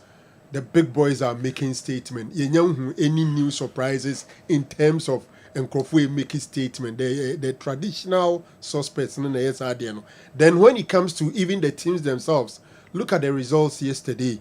Yenya International Slavia Praha 3-0. In fact, go back to Lautaro Fofuna Kipano Edecheno. Then Marseille, Olympic Marseille, Olympic Marseille is on form. After being disciplined by Real Madrid, Omar recover Ajax 4-0. Bayern Munich 5-0. Bayern then the news because Pafus will be such a Pafus for Cyprus. Obi and shed the name Pafus. Inti and shed that news Bayern Munich show 5-0. But the Bayern team microphone show me and now show front 4 now. Sa Premier League guys now no mudoma babi na onum. Or started with the Nicholas Jackson as the number 9 and or the Hurricane Big and Hurricane playing as a number 10 had a hat trick. You have Olise, for me was my man of the match, notwithstanding Hurricane the hat trick Then Luis Diaz ain't shedding they read him very well, but Madrid is parading some quality experienced team. Look at the moment for Joshua Kimmich. Obianim say Kimmich has seen it all, and Alexander Pavlovich is another super boy. So I think Bayern Munich is a team I for and after beating Chelsea 3-1, the performance at 2 games, 8 goals, conceded 1. Bayern is playing well in the competition. And I also think Real Madrid and na Adiana Miche Rodrigo Bem, General Rodrigo S and no per se or say left wing on the Honey Famano. Me my GM say right wing on a quieter because formation on Bonde Vini say left wing where the Bema on the bedding and the Jude Eba and I say Jude Aba even though no one started. So as Rodrigo man any brace right wing on obeying Huabo. Alonso decides all money more. I said, oh, who's a boy in person about right wing? As a Franco dear master Antoine on the year away. Mark him say, boy now so actually a left wing gone up it. Okay. And left wing one, it's about the brightest boy. Nano na cookie, I can't say Munichre Vini, meaning say you out in someone, Atletico Madrid Nikan. I was so shocked, and any man, not Joe Luis Moyano Kotoko Nibia. Or catch Vini Junior say, Oshishi, you know, I say, a yajo shine, Mbappe, Madrid or fine yashi, Nipo Buno Hoye, Mbappe. He told Vini Junior this on the pitch when they beat Real Madrid by 5. And I'm sure Zananko Vini are provoking the Sebia Kobena when you red card. I think Ora, Anna, 33-year-old Koke. If a Koke is one player, I'm sure say La Liga, no. Someday, sometime, it's so much that Anna. Say even he's the only surviving player from the 2014 team on Mobile Champions League. 2014. He was even there long before 2014. Me catch a mobile final. Atletico Madrid or come mobile final against Madrid. Yes. Diego Costa Mosquad, no money. Because even the days of Alex Ferguson, he played against. He's been there. Who was starting in I was shocked. Say, okay, he's still playing for Atletico Madrid at 33. Only more Madrid are more basent. Only that respect. But on a good day, he can match. Just an extraordinary guy. General, I think we had some good weekend. Chelsea game there, MZ Edika Kabibre. A lot was on Jose Mourinho. So I would doubt the bigness of Mourinho as a coach in the Premier League and in the scheme of affairs. With Chelsea, me sure say no another statement. Bona Ebebono. Nipane good stadium hunyano. Every action and camera was on Jose. And I say, why ya ma we ho hwenye me sure say na chinye bi ani hu say obi abinya kudura ka say Chelsea bobuko na bakosem nyina no coach Kessben another the most successful or the biggest coach ever for Chelsea is Jose, and that respect or what the fans and ra say no mo to nyum ne ade but you know any team no ye big names but I think they gave Chelsea a very good run for their money. I said Chelsea, careful. I think Chelsea is not playing so well. And no BBR could have happened. Unfortunately for Chelsea again, they have missed João Pedro for their next game. And I think that is bad because Liam Delap is not there. And then if you are going to mix João Pedro, it means that Chelsea will struggle in their next Champions League. It wasn't good for them. Well, Jose Mourinho are praising Chelsea fans, and our English fans in general say Omure Mfiade. So we are the Pama Omure Mfiade. In general, I'm very, very happy. The course now. You know, fans are there. I think say okay, fans teams need be and you know I wouldn't Mourinho are not bear few teams never appreciate the Mourinho bear. Who expand there, not even England as a whole. So I still feel say Bob Paisley tears Liverpool for better worship. The moment Ferguson step foot to Old Trafford will be harder. Those things are very common. You know, Jose, okay, era now be fire any changes or the buyer. Arsenal for me the same thing as Arsene Wenger. I doubt. But obviously there's nobody within the Arsenal history. There's nobody within the Arsenal history on behaving no more than Arsene Wenger. But on Rems or Traore chairman who from Wenger out to be so loud. Obvious. As a team no moment in abe normal club. But at least I still don't think Obiwo Arsenal or Drew Emery to behave no Arsene Wenger. I think it cut across. Spanish clubs now no munta respected players and coaches. But at least Omukra they are a team officials and your fans no. Te say madu dey say the obeye bia obi be pen nti empanimfo no will not show you that respect where the dey Garibe even the whole Cristiano Ronaldo when you chance ahwe Redondo when you chance read the story of Rafael de Stefano the same thing Ferenc Puskas the same thing Barcelona also sad on so nti omo dey ne da so nko ba say the Jose story and all but stadium on commentator can say stadium whole United Jose and I also no say osan Germany ye fe o ma hu say o fans we are no akoha no aba kakra na o peja ne nsa na o say yes Jose is in town and Jose and you know Chelsea will forever be grateful to Jose Mourinho or say my Chelsea are bigger but Chelsea so many are bigger and the success story of Jose you know apart from winning the Champions League with Porto 18 years and no money you know Porto for no rate Jose to say the Chelsea for rate Jose awa you ba hwehwe ene games no enso mu kakra just be dame ho bana Enzo Fernandez me hwe study Daluz Portugal. Yes.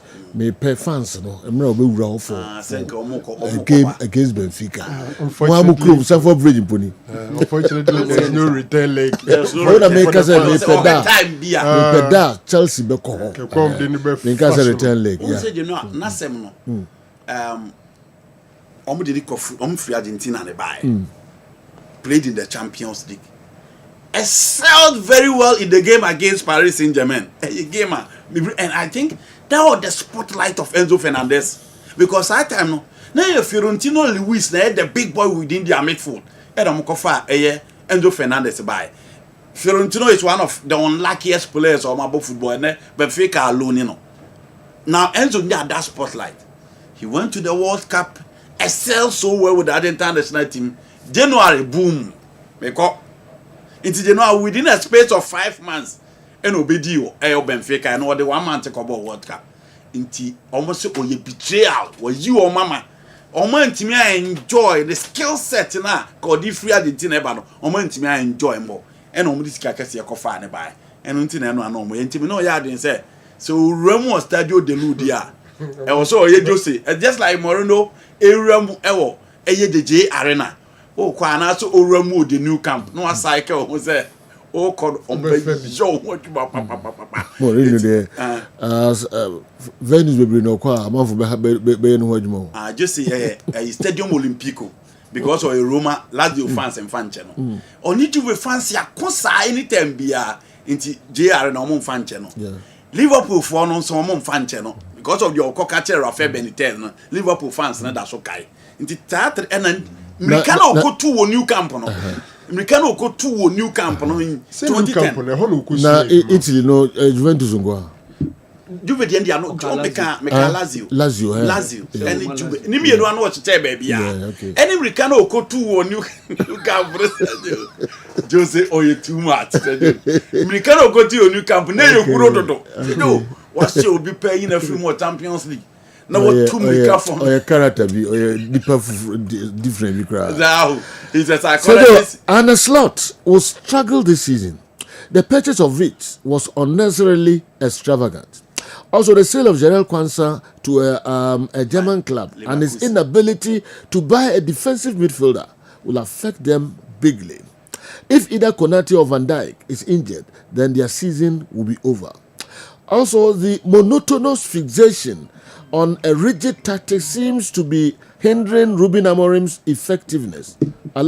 He remains adamant and recalcitrant in his approach. Sacking him is inevitable. Sani Saliu, and they were free above 4, and so a brain. All right. My person went down before 12. He's one player, and don't even get the Gravenberg in BBR. And do tackles well. Yeah. You're going to be in the games, you know, and a few other stories. I'm a few minutes. Yes. Well, you've under 20 championship now. Okay. And another defeat for one of the African countries, Egypt. And of course, Benzema, Mo, Alitia, they had the shock of their life. Asian Champions League. Omuluzu against Al Shabaab. Of course, Sadio Mane. The story Al Nassr and said you Black Starlets also beating their Nigerian counterpart to qualify for the AFCON under 17. Said you I think it's very, very refreshing. All right. And no coach Prosper Native Ugu and also the rivalry between Ghana and Nigeria no a pushy boys no. Yeah. Yes. Kwara Kotoko. Nigeria for no more Ghana for you.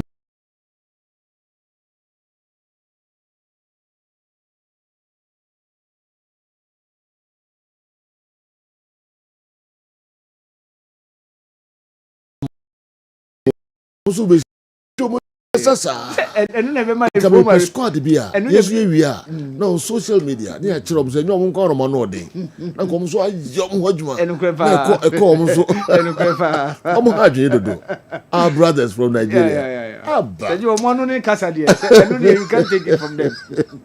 Okay, Tiendra. Yes, I am Hodgman. Under 17. And your chrono. You call a year AFCON under 17 championship. I also enter a Bebaso. As I qualify a Kakabo final. Black Starlets. Aiko correlations. All right, Kingdom Herbal.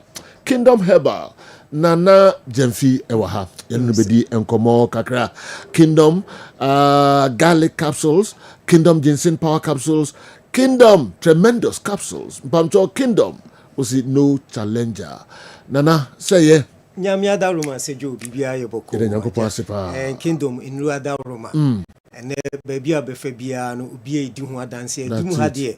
Ye ka se ye kana na no me ba na me kan se mrantie no mugu agekuma bronsan so me ana me boa wo mo.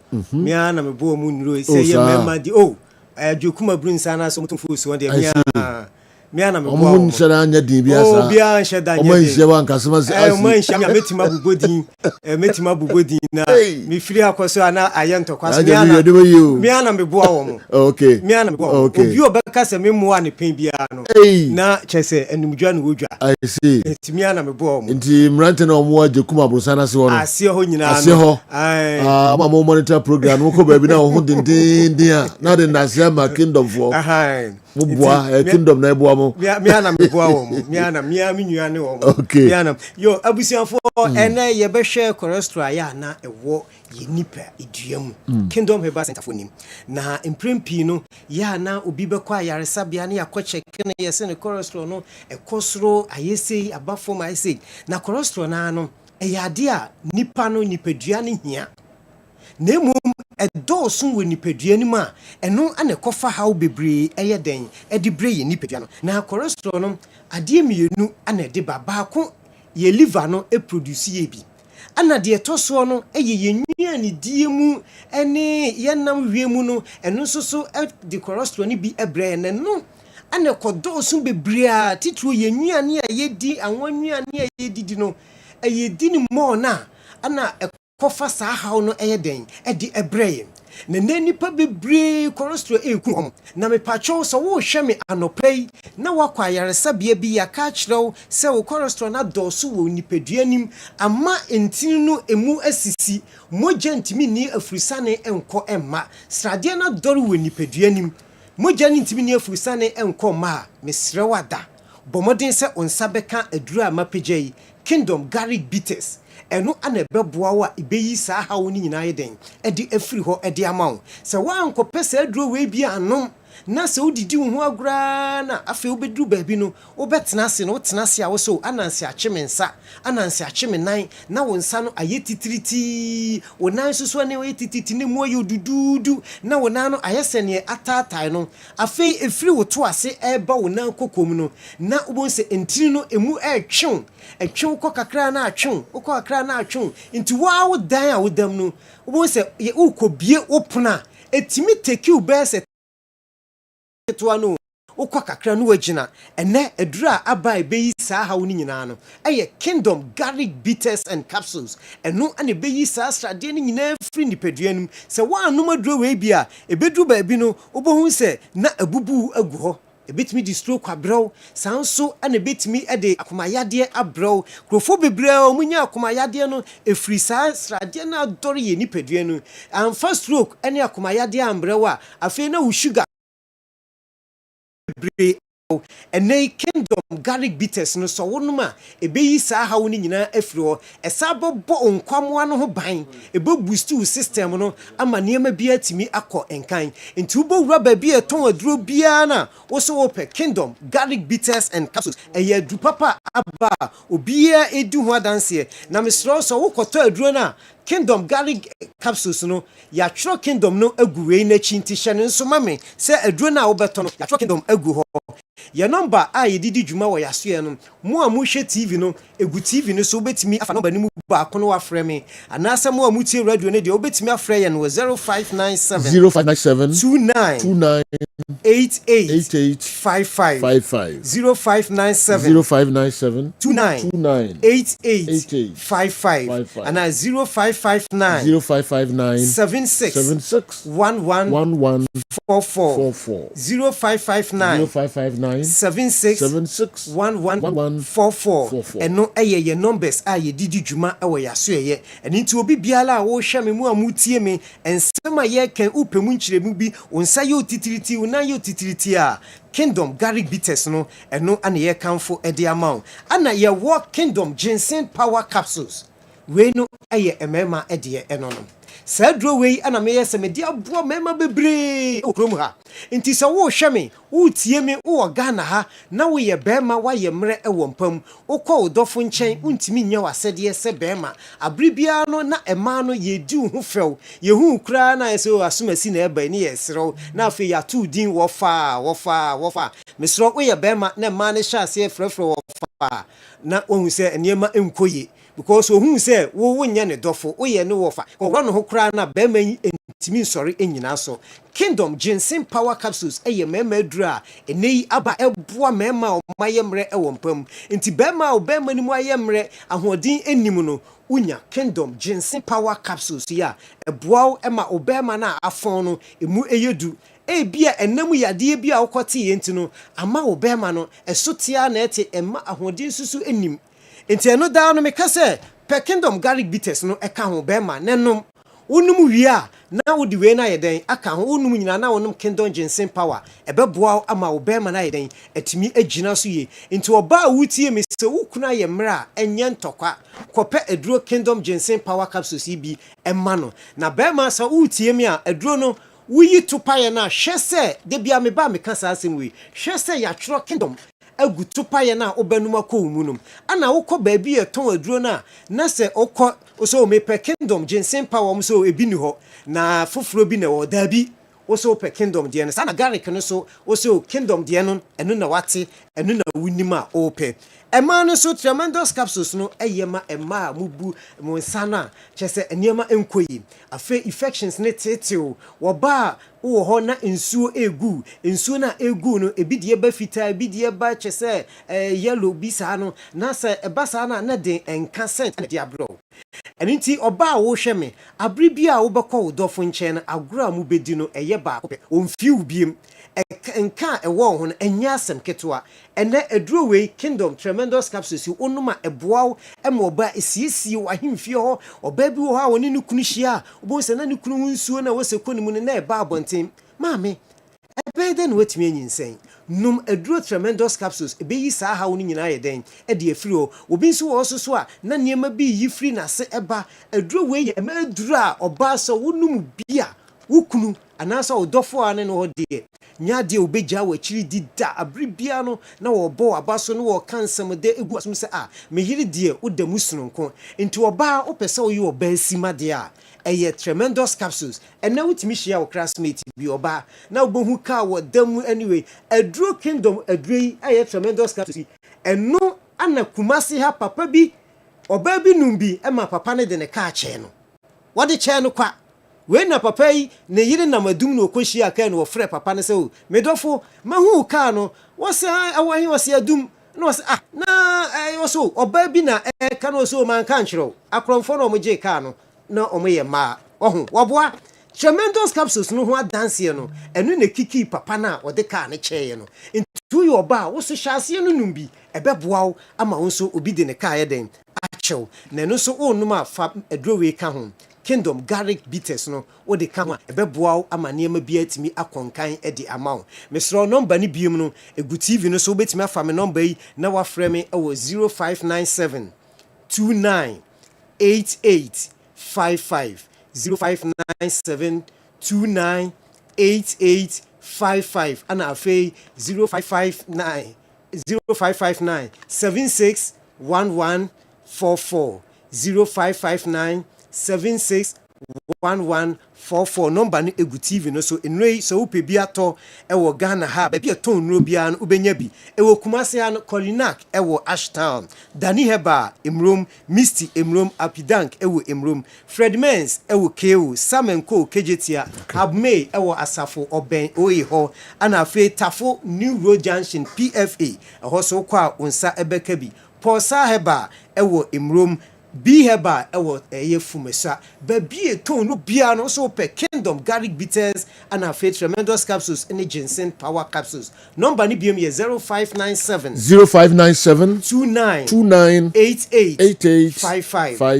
0597 29 88 55 and a 0559 76 11 44 and no any number say didi juma ewo ya so intimi me kasa ni sia meda mu nyina ma se obi ankope enroni bi na ebedasi na kingdom herbal center no pamcho mumpe binto kingdom garlic capsules, Kingdom Ginseng Power Capsules, Kingdom Tremendous Capsules. And I can feel that's pa na Busana si ofono wa catch romo say who ma hold ni nyina no e free.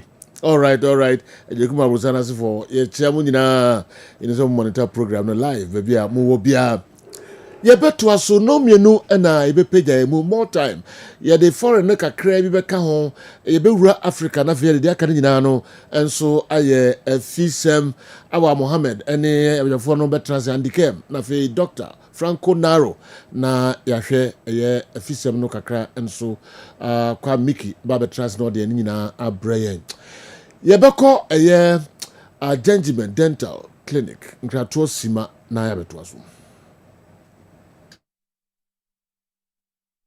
Gentleman Dental Clinic yejuma bia yedia ne se yebesiesie osen na yabo osen ho ban ama wonum enso ate anase osen animonyam so afa ne ntoma pa efira Gentleman Dental se oba ye clinic wa enema bibiri na yeye efa nipa osen ho ene wonum oba Gentleman Dental yeye consultation and examination services problem ben na ekoso how ben na ekoso wonum na fi wa kire anamon a ewo se utufa ho na itimi eboa afi yesan eye cleaning services oba ye profession mu na ye friend scaling and se ebia enema bi ahyehye esene mu se bi okasa etimi mapampan ene ade eba mu oba hwa etimi ehohoro wonum eyi saa nema ne nyina edi free esene tibia na asesa no esan fa ne ntoma pa edi fra obi wo ho ana tokuro ato ne semu anase ne se no eso ebubu anase wanya fracture esena nkasa ebu eno etimi eye failing enso so na ye de amawo anase ebi nsusu na obi wo ho wabase ne se no watena se ama esena se opese otu ne se no eno so ye free no extraction oba ye extraction service eno so ye betu oseno edi amawo afi ebi wo so na ne se no wanya missing teeth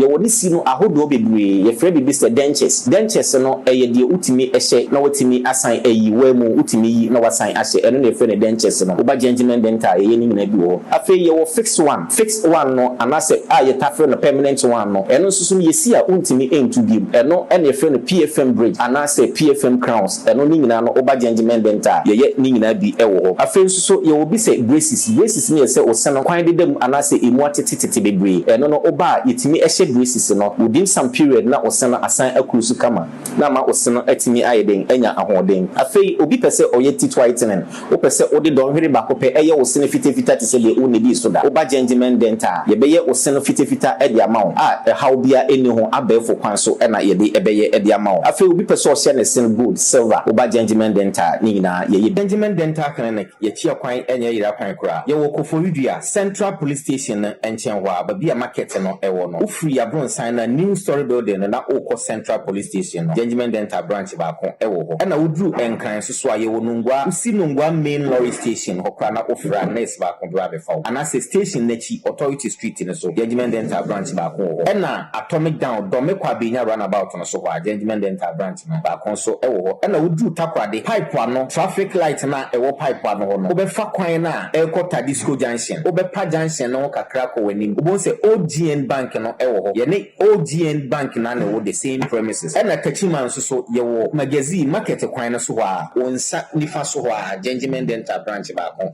ewo ho anase opposite AY Ahmed e na oduru Kumasi Abrepo junction total filling station wa traffic light na anihwe G runabout no free total filling station na yabon sign na edi ho direct opposite to the Methodist school ho e na Gentleman Dental ye wo Tamalin so ye wo tishigu free yabron sign na oko MTN main office yene Tamale post office na edi anywhere ye adwuma free eda joada kopem eda memeda Ade aba Kessben television we a midfield action midweek edition.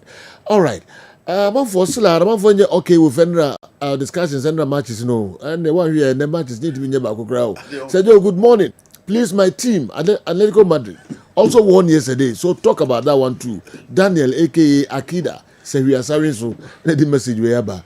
There's a the good thing for ATM. Yeah, I think say in the previous weeks, no, and some Ayaka form wise to be consistent. Diego Simeone giving all the ingredients. Ye ba nem kwan ye den satuma enye de. Eno no question that be ye busa. But at least so share the my Real Madrid in the Spanish La Liga no 5. Na enro mo de Frankfurt to Ebebo no because of GD ni penny was Simeone and sometimes he flattered to deceive into no. Na nipa bebre ntimi take omo neck out to say omo be Frankfurt. But one good thing about them is that after Griezmann, omo rotating game no de bano now managing the situation, age and injury situation no. Julian Alvarez and so taking mantle up alongside Giuliano Simeone. They are playing very, very well. Intina Mekan Kylian Mbappe, I was talking about Hurricane, Michael Ellen Holland, but one player said you, oh, can't one team in film, Julian Alvarez. He is just on form and amount a lot of options going forward. And tell you, team IFN ATM, say no ye person who Champions League in him. The pictures is all my having one of the best goalkeepers in the game in Gian Black. Marcos Llorente about ATM for a long time. Offer Hakwa we knew Clement Lenglet, a very good player. Lino Mad a centre back for the Spanish national team. And we are talking about Cookie, Yeka Pablo Barrios, Yeka about Julian Alvarez, Alexander Soloff, Yeka Griezmann, Yeka Simeone. Into more quality, expect so much it teams to say Frankfurt tomorrow. More quality and more consistency play in the Champions League and having top performance against some of the big clubs in the game. No, Sani a person when they meet those clubs, and then they really showed why they give Real Madrid 5 goals, and that is Julian Alvarez on your screen. Baby or befabo ni biya and baby or peke bono. Na se do. How he taking the defender on now? Only pass to Griezmann and maybe team Kogi. ATM also did well. And I agree with him. Say I would say at least yes, it can be found 5 goals in the Champions League night. Okay. You give it to ATM. Okay, quick 10 goals. Yes. Okay, quickly, Emra and the games, serious intimate funding as a picking major ones in Kakrebi na fe Yemra Africa and Emiri Ewo Efie. Olympic Stadium ho and there and Yasam Kitwakra. Barcelona PSG Michael Oliver. Yeah. You know, big deal there be American. It needs that big referee when you be all the heart, all the personality to be a film because a pick him. I agree, say PSG come with a lot of casualties. McCain also not be available. Joao Neves will not be there. Dembele will not be there. Desiree Doué, Kvaratskhelia. It is a do. Team no okay. McCain was a prayer into your mo. Obiano said Dembele pass and a fit. After even what after winning the Ballon d'Or. Joao Neves and so a prayer. Vintina out the half fit in the echo. Fabian Ruiz half fit in the echo. Kvaratskhelia April weekend the game on a team a boy. Inti Desiree Doué so a prayer. A weekend team pass is you. Oh yes. Inti here on back line now. Yeah. Goalkeeper in Chevalier. Ashraf Hakimi will be there. Nuno Mendes will be there. Said Pacho Ebeoho. Now the other Lucas Beraldo or Izabani formerly of Bemo Fababekano, and midfield Nunka John Never Vintina Fabian Ruiz. Likely says Zaire Emery, Vintina and Mbaye in a bebo. Into Fabian Ruiz and the John Nevers will be out. Edimoni a desired way. Fabian Ruiz and John Nevers, you know, more some slim chance of making it. Yes. These guys, when they tell you doubtful near there, Udi Agromba won't pania mumalo. And Yem was John Nevers did. They out. Okay. Jao never did. But Fabian Ruiz. Yes. Zaire Emery, Vintina, you know, almost likely saw Mbebo. And then Nka Desire Doué, Dembele, and then Kwaraskelia. Basadio, Derby. And almost team no team. In the absence of their captain Marcos Marquinhos Correa. But Barcelona and so ball without. So they're going to play Bacola on the left. On the left. Then Goncalo Ramos. Yes. Maybe a can in Lee or something. Lee never right. Lee never right. It is a new Imwahojo. Barcelona and so message Juan Garcia and then Rafinha. Lami Yama is back until Lami Yama be occupy the position on the right. Marcus Rashford is playing very well, Obel on the left. Daniel will come as number 10. And he will name between Ferran Torres and Lewandowski. But Lewandowski is likely to start. And then Frankie de Jong, Pedri, midfield. Baldi so started training on, so he likely so be started. Kunde or Eric Garcia. No Abenya Pau Kubasi, Runa Arojo will certainly impose. You know, Pierre de certainly now and keep who game and that would have been a different ball game altogether. Because already Pierre Barcelona weakness now almost plus. Okay. But Sergio, because of their depleted squad, Barcelona start the game as favorite. 2-1 probably for Barcelona. All right. Over 1.5. You know, I can carry on that same. Okay. You see, I agree with Andy. The absence of those guys, I'm not giving any predicting. Otherwise, and this fixture a deadly fixture for Barcelona. PSG, Omo Babasa Homoa, any problem Omukra. The last two visits, Nino Moshe Basa 4-1. Okay. 2021 there, no. Ombema Basa 4-1. Then only last season, Ombesama Basa 4-1. After Sena Basa Park the Princess, Akosha Omo 3-2. They came to Basa home. Ebeshe Basa 4-1. Enti Enka. The common Dino, the number of injuries at PSG were. Barca was some injuries, but it looks like any injuries are a bit well moved down. To say the PSG, no, a will move down. But whatever it is the biggest game. Barca is playing well, and the return of Lamine Yamal with Marcus Rashford. Daniel Olmo is off color. Honestly, Daniel Olmo for me is not playing so well. But I will be the slot to the chance to start behind Robert Lewandowski. I think say Barca will start as favorite over Paris Saint-Germain. If Obia or Honma and Kebe more dicey than Fabian Ruiz, you are a part of the list. Yes, Fabian Ruiz. I'm telling you, sir, Fabian Ruiz best start the game with. They are likely to get Vitinha, Fabian Ruiz. Nevers was part of the list too. Me say, so it will be a different game. I was reading around it, and it looks like Omo doubtful no Mukano. Ube who Omo starting 11 no Mumi and saying as I three midfielders no. Ombe Yom Hodjuma, Mom running panier. Bonzo Mumi and saying so Mumi and San started the dynamics to change. It's another thing. But then Pedri and Frankie de Jong are also playing very well. Very well. Barca is still the favorite to win this particular game. Okay. What pick you before so supporters and pounce on you? Villarreal Juventus. Villarreal Juve a game no a game. Villarreal first game Omulusu to Tottenham Hotspur. Now it is Salamanca against Juve. Juve and so any Dortmund about 4-4. Juve team na peke kakra. The Italian Serie A element. Ofa Marcelino Garcia and so a team na. Genoa they keep changing the set. And clearly almost rotation but again one area also a moment the attack of Juve a team no I go to that get things right so share cup minus our free Atlanta by last season only Douglas Luiz and Timmy Amokra but alongside Locatelli and then Kefram Tram in midfield he's playing very well Omuni issued in the presence of Bremer Lord Kelly and then Ofobisa Cambiaso and then Pierre Kalulu in defense Luis Openda the last game. And honestly, one player or movie no be any so best things are tough. But again, Dusan Vlahovic key and you are looking at the Villarreal team of Rafa Marin, former Chelsea player, Renato Vega, the likes of Sergio Cardona, Santiago Moreno, and then again Papi Gay, Danny Perejo, Thomas Tepati. But one player also do we Solomon and then Nicolas Pepe. African players do. Season all born whom you are talking about Nicolas Pepe. One player also Juve more money called who you Juve that disappointed but say we a game that I feel say Juve at least will go in this particular game at the Sarabeka. Dortmund so Bandika come first game they see and playing at home, I think it's more the quality to win this particular game. I think one other interesting game is the one involving Monaco and then Manchester City. Monaco is not playing well. Minami no more break. Eric Dyer more break.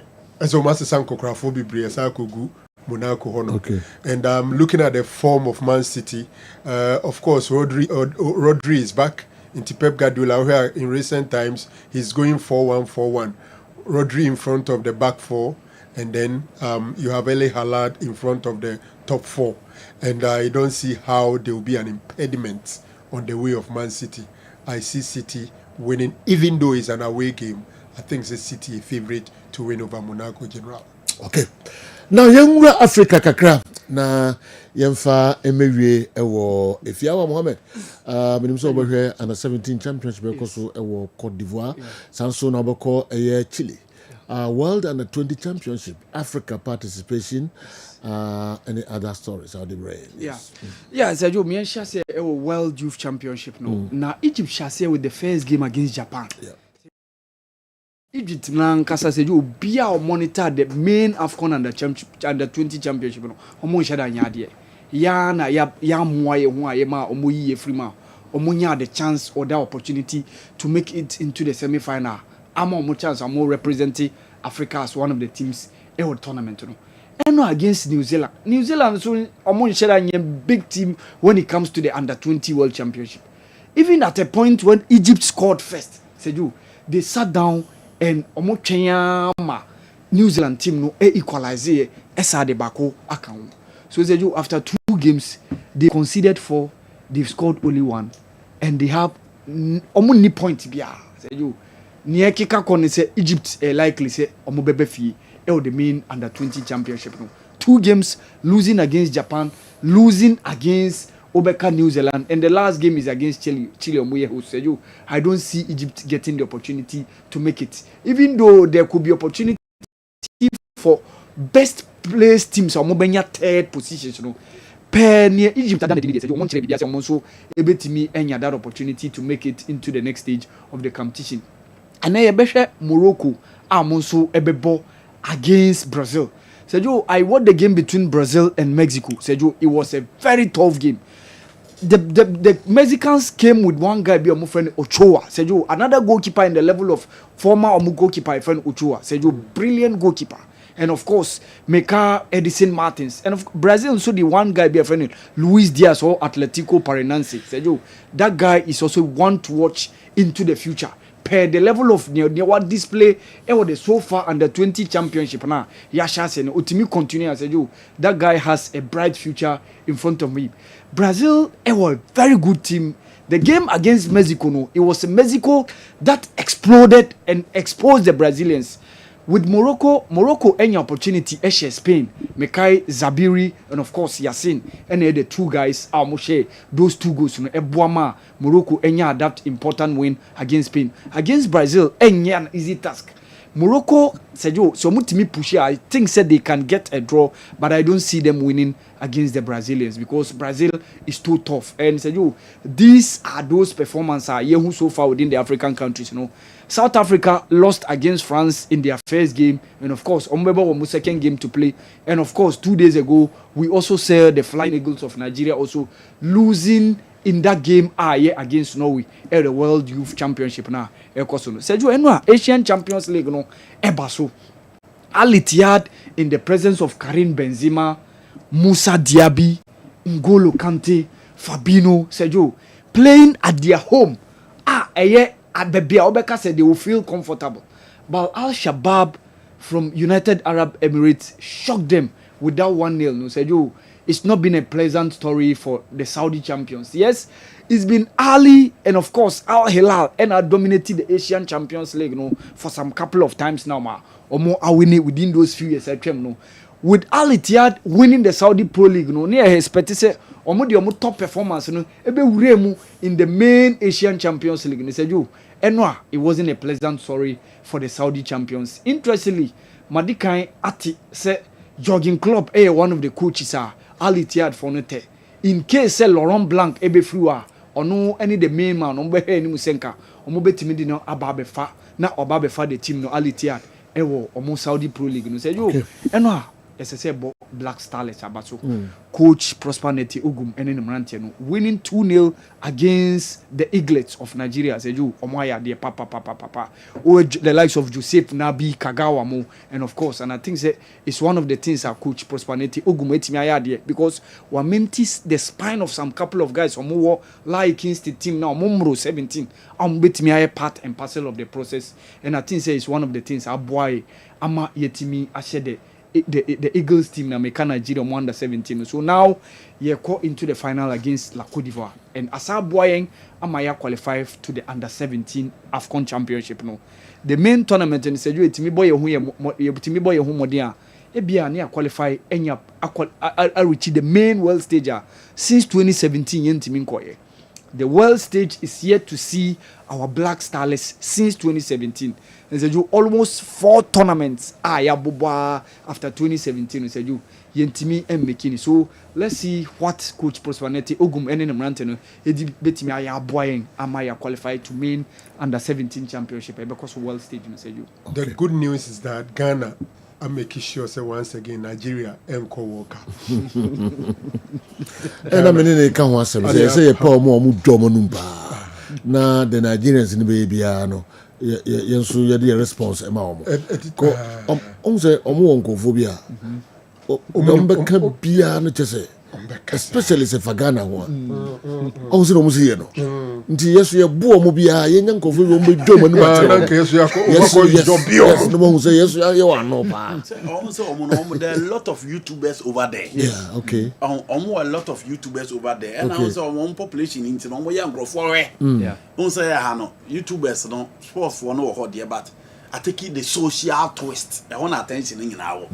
Until you have few people are enjoy from the sporting fraternity. They are now follow the socials, no YouTube in particular, no pe social issues no more. Until so the Ghanaian players in a podcast, but the whole Mikel Obi. I respect for Nano Kotoko Fako Sibamu. Nanka Starless so they are Gio Moko. Like ye nya so nkofo a. Omo so ka brofo no te say abas country. Oh. Na kamo dia memma omo abai.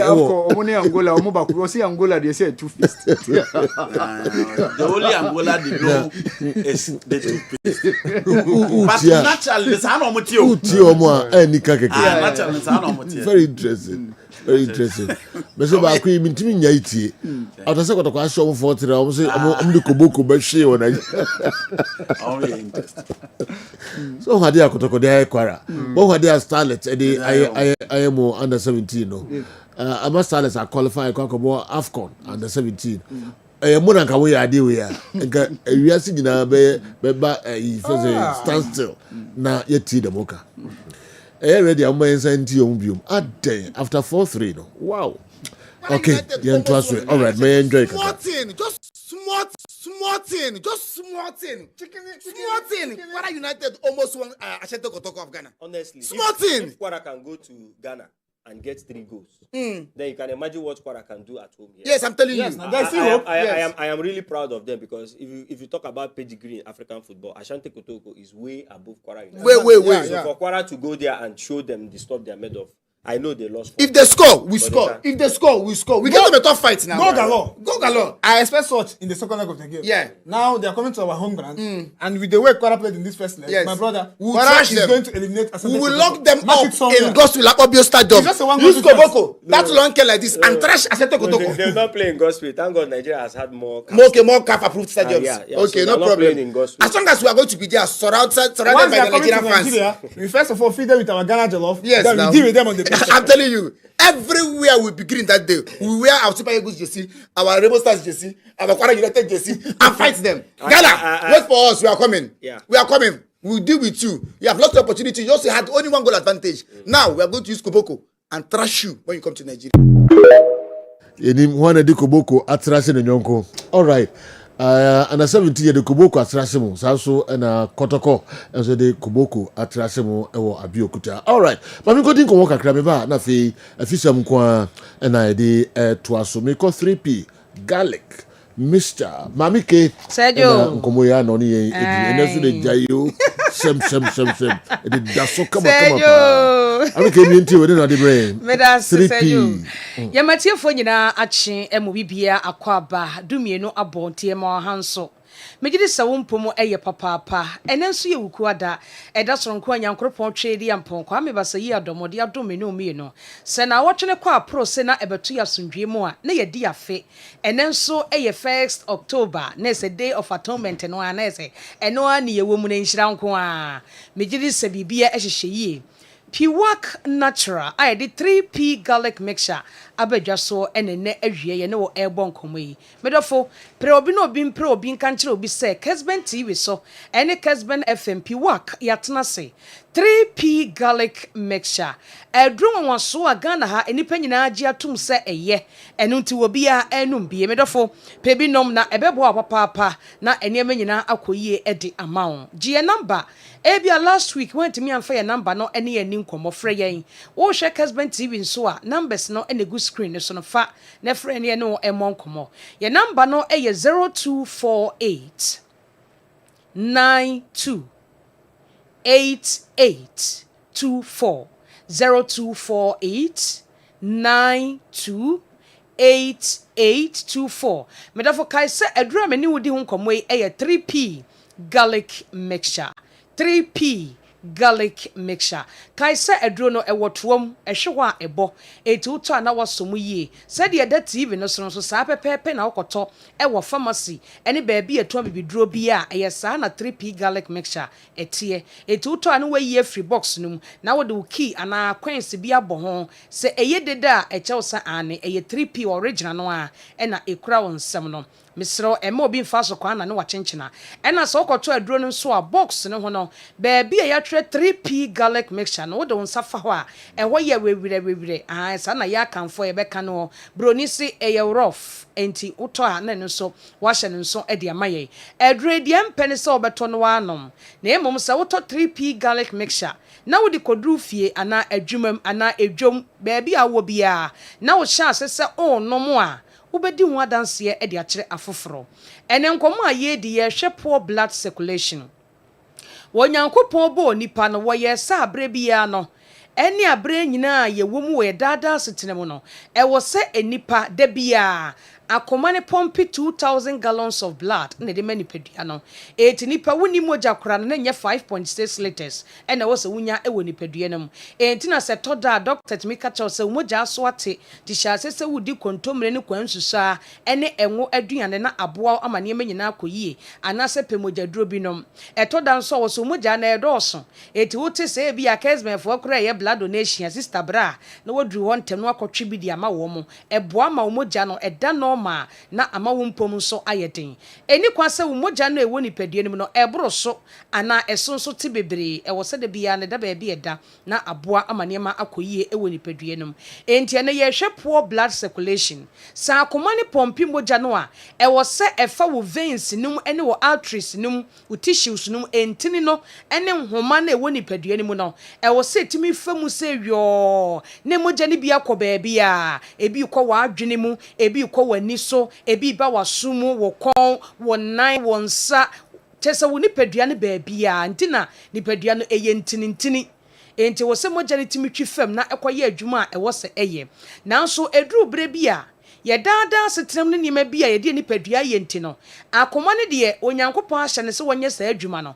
obepompi mogya no kama but ebekwa kwa wiase baabi no na wo nko ade wo nipadua no enam eniema nkitenkite bi ne nyarewa bi nti no na emogya no entimi ntwi mfamu enkoye de wo seye ebasa na ede nyarewa ahodo na ebro eno so na mbebo bi di a kire wo mema wo hu sese saadie wei eye wo a kire wo se nipadua no emogya endi umu afuru sane yie ente wo se o Pedro papa bi ti se 3p garlic mixture eye ntinimu animogya mu adwuma enti 3p de yetene so ane yasore ntimedafo pebi to ne nom na entwimfa wo ntinimu na enyiyi wo ntinimu efi ne nsrade bia ne emogya bia boto hye wo ntinimu na sa akoma ne pompi mogya no a etumi akoye adwuma ewo se ye enti na no pa awie make 3p garlic mixture ho asem de a kire wo se Bora pharmacy shop ene ba bia ton bibidro bia okwa wo se 3p garlic mixture enubi ena open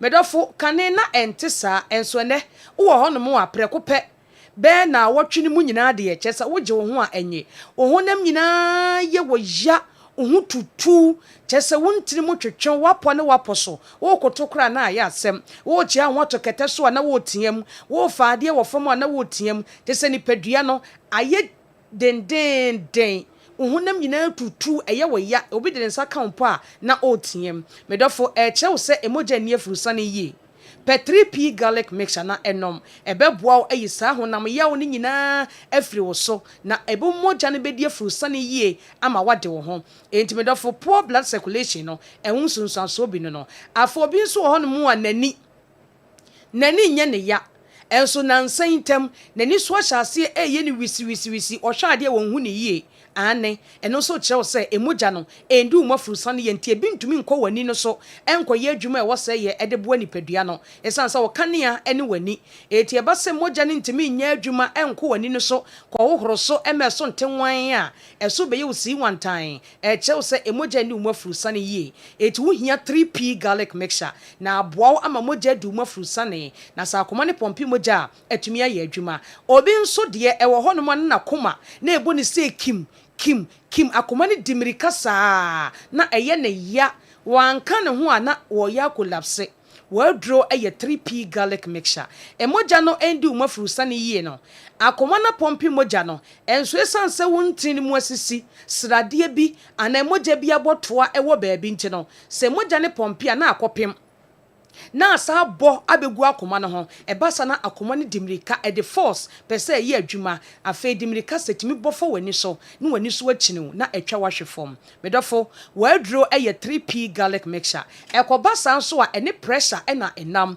afa na wuti be pai wo denden ne wani so biri wo ye ho hwenye yi pe 3p no wate medofo na emo amo akoma na ebo kinkim no emfiri ho ye number eye 0248 92 8824 0248 92 8824 se mogya ndi umafurusane yi a ehwo ni ma bi na mbobo so e de a kirewo se mogya ndi obi umafurusane yi a wo ho no mo a onsam timi ye nwunwunu na wonam nso enwunwunu obodi ne kwa na sa wa ye cold kanipa kra de wo ya wo sa woni padua no eye warm de eso hotimi enwunwunu na wonam no onsam nyina enwunwunu kire wo se emogya endi umafurusane yi pe 3p garlic mixture no ebeboa wo ama niema ahyehye ye ede amount afei obi nso ho no mo a na ne tea pie no na ni subiri no na ni ntimo twetwe no na asa ne nsa aye titriti eno nso kire wo se emogya no endi afurusane yie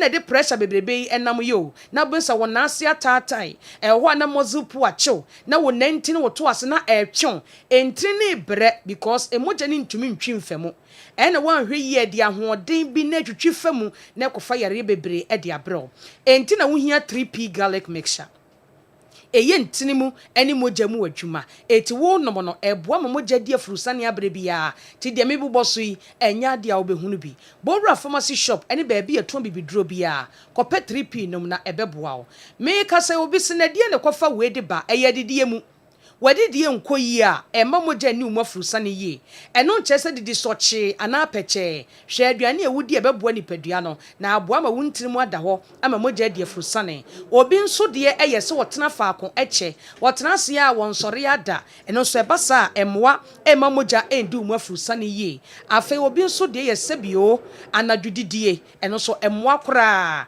emma moja endi umafrusa ne yi ena sebio obi nso de ye ensanom bebrebe yense obi adwuma nanso ya no ahwe ni yesi na be ya abre ni abre nyina no woni padua no obebo ho ban ene won kwa ho ban ye number ye de ye adwuma ni 3p garlic mixture Fred doctor ne ene woni nkomo emfo apomden ho number no eye 0248 92 8824 Ghana ha baby ya bowra ho pharmacy shop ne baby eto bibidro obenya 3p ato kumase bowra kwalena heba Danny Heba, Chris K. Heba, obenya 3p garlic mixture. Hofo onko Albert Sam, takrade eye AA Mensa, Koforidia Gabson Pharmacy ewo ho. Momoni Away Enterprise ewo wa ene cathedral ne dinhwe ne mo. Wofa kwadwo Heba temale baby a electromat ne wona, obenya 3p garlic mixture ato. Woko UDS nso a Charles Heba ewo ho, wo so pe 3p obeyi bi edi amount. Afe wode wani kire ashama nso a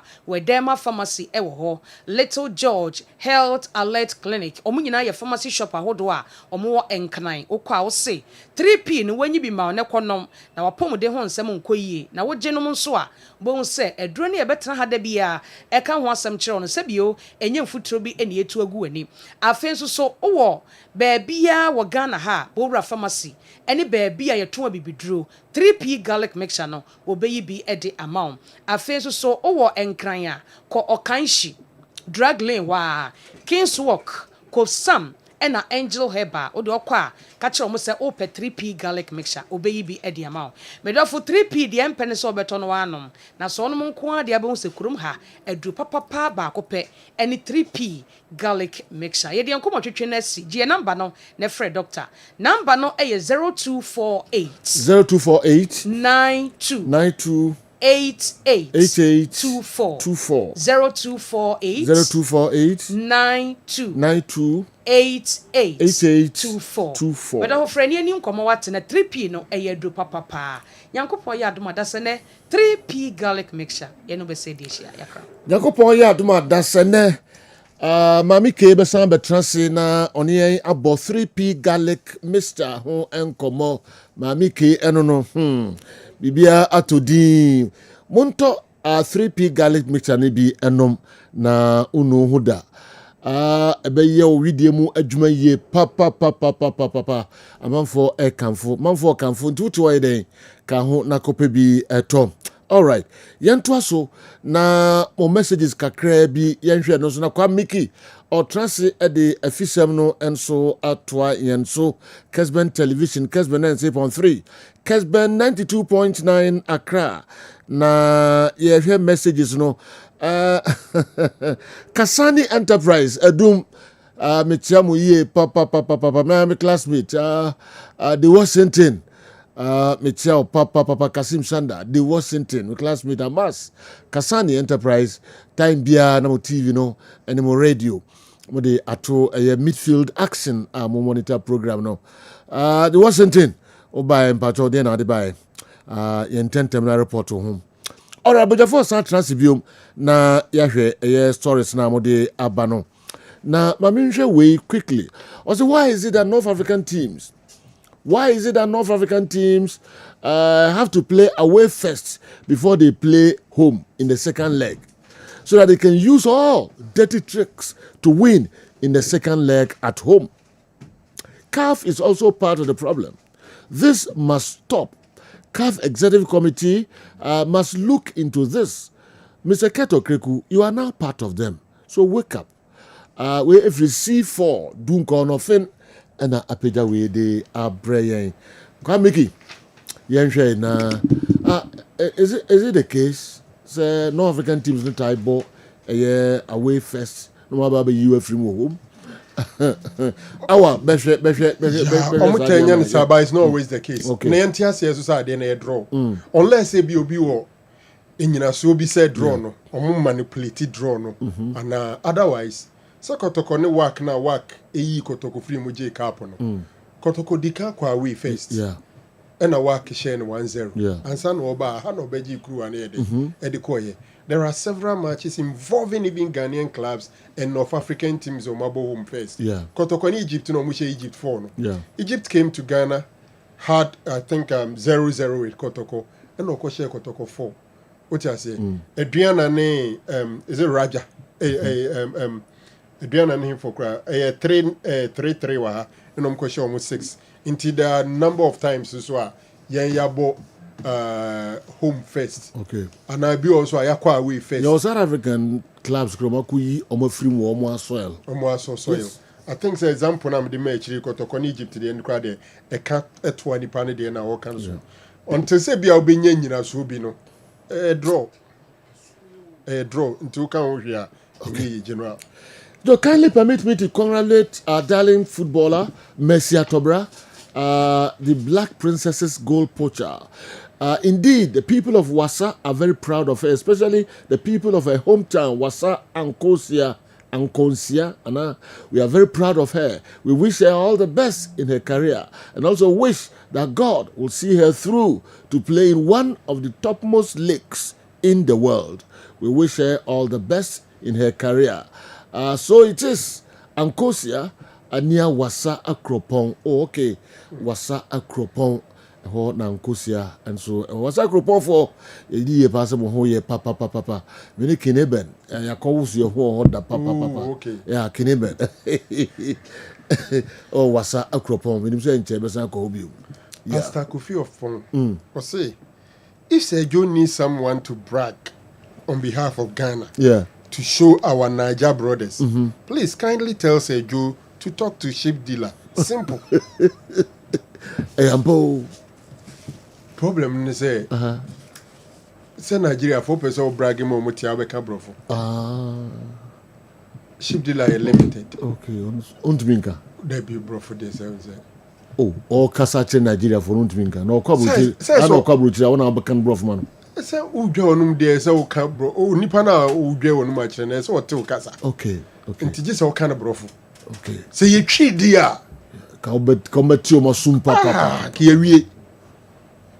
Say ye twi ne epo bi am na dwe ye num agu Nigeria for so there nke ye wie. Bo dwe na num agi award. That's it.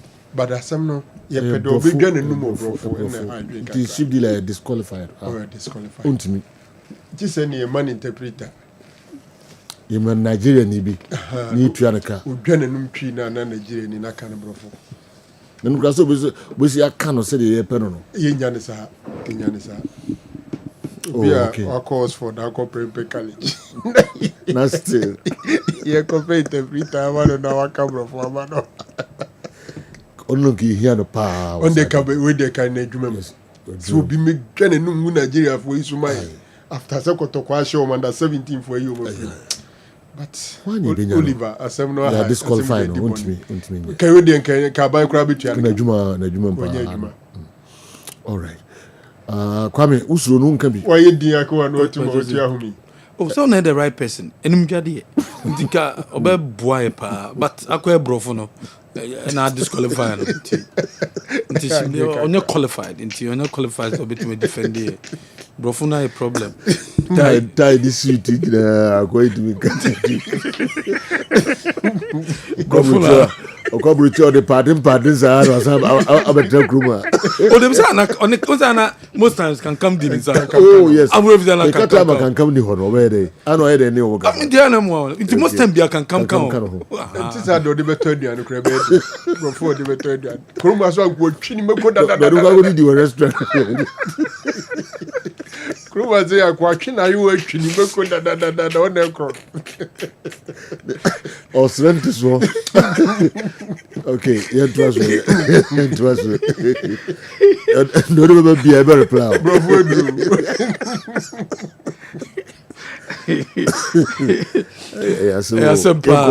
What general? Yes, same fee under 17 after 2017. Yen team qualifying for AFCON da. AFCON ya bought under 17 ya bought AFCON sa Ghana yentimi qualifying ko bi da since 2017 na se say there asamdaba yetima qualify 2025 yi abra ye do semi-finals yene Nigeria womo under 17 team no na a boy Ghana etimi di womo so inkunim by 2-0 and then namsoma Ghana yetima qualify for AFCON babekoso ewo Morocco ho any city city de fa ye akensie no coach de matimi ne prosperity ogum after qualification yenya ye ko finals na fa yetima kopie mu o Morocco no winning semo coach ogum ode etuja. I think it's two things. We prepare them mentally, psychologically, that they need to be very focused throughout the 90 minutes and then try as much as possible to make sure that they don't commit early mistakes like we've done in our previous games where we had a red card and conceded early goals. Once they are able to do that and then we travel into the game, they will be able to get their confidence and then play. Tactically, we realized that the Nigerians, their number 4 is the jersey number 4, which is the defensive midfielder. He's the link man.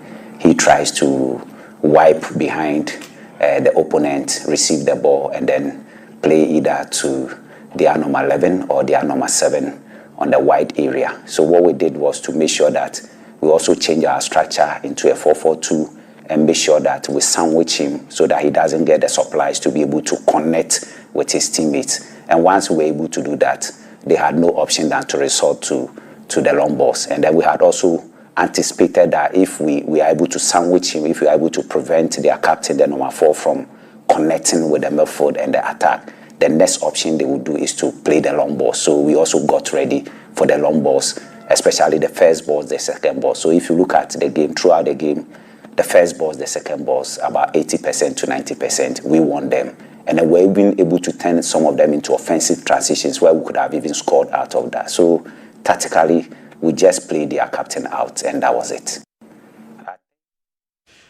We head coach Edema, the Black Starlets under 17 team no coach Prosperity Ogum Ninsemo di tuja efa a game where your boss say Ghana yetima qualify ye kwa kopiemu and so African Cup of Nations Bokoso ewo Morocco. Yemfree Black Stars yenko the Yemfree under 17 yenko Black Stars. Black Stars say change of venue aba nemom anya dia date ebesi akan no changes de abem de amaye seno so World Cup qualifying matches no ye ba beto so Ghana ye first game baso abra ye kwakopiemu enso ewo Morocco ne Central African Republic and akwakobo Central African Republic wo mo venue no wo mo ni stadium bia o metimesi o makan wanunti ene yo makopiemu ewo Morocco nanka kense no ebekoso ewo Al Adi Stadium ewo Al Adida honi bia nanka kense no ebekoso nenso enano pay and Ghana Football Association FIFA edi krata abedam say there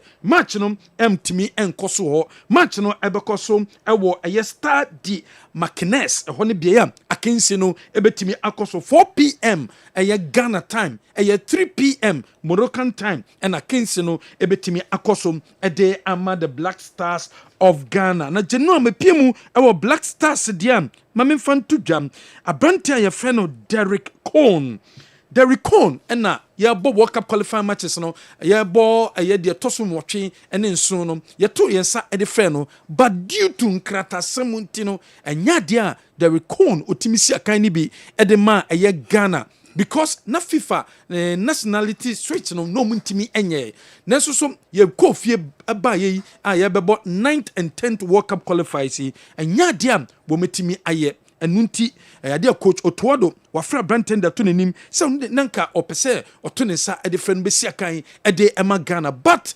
kombetima faso na FIFA etimi ayama besi akan no entimi go through na womede South Africa de no lesson enunti omontimi nto omosa enfre no ema ne besi akan emfa ma national team no coach Otuado wako defend ni players a obe use omo for the 2 World Cup qualifying matches no abra Ghana ye bedi kan abo Central African Republic ni abebo Morocco ya abebo Comoros e wa no wako defend awie nti se no ministry no enso e de beba am yehu se de players a wodo a wo metimesi akan enso e de ama Black Stars enso e wo ye nto asom e wo other stories ye de ni beche Kumasi Asante Kotoko boboko na so ye Kumasi Asante Kotoko officially o ma trokrata e de akoma Ghana Football Association se true GFA no woman CAF enkasa na CAF embe inspection of Babayara Sports Stadium enfamo na omere krata no koma GFA no enso responded e de amakotoko se sabre woman hye so so di kind krata no kwa we eye dwumedia enye CAF ena eba be nti kotoko ena betima fa ho ka enu nti kotoko make sure say CAF agituma ombetwa ayo ni pakono oba ni ticket kotoko ena betwa accommodation for days obedi e Ghana kotoko ena beye feeding any per diems ninsa ebeka nyina no Kumasi Asante Kotoko responsibility so mo beye wo mo gitumu a wo mo e de krata be makaf se o mo ma inspector embra no be inspect Babayara Sports Stadium emfamo mo se de be akensie no ebetimi akoso o habra wo mo ne work no wo mpeso mbo Kumasi Babayara Sports Stadium intimi kese Kumasi Asante Kotoko so agiatum se sabre ticket accommodation per diem feeding na no wo me fa uka eno nti GF no emakafa so nti no mo ma inspector no embra no ma inspect Kumasi Babayara emfamo mo se de be a ometimi si o makan no enso ewo Babayara Sports Stadium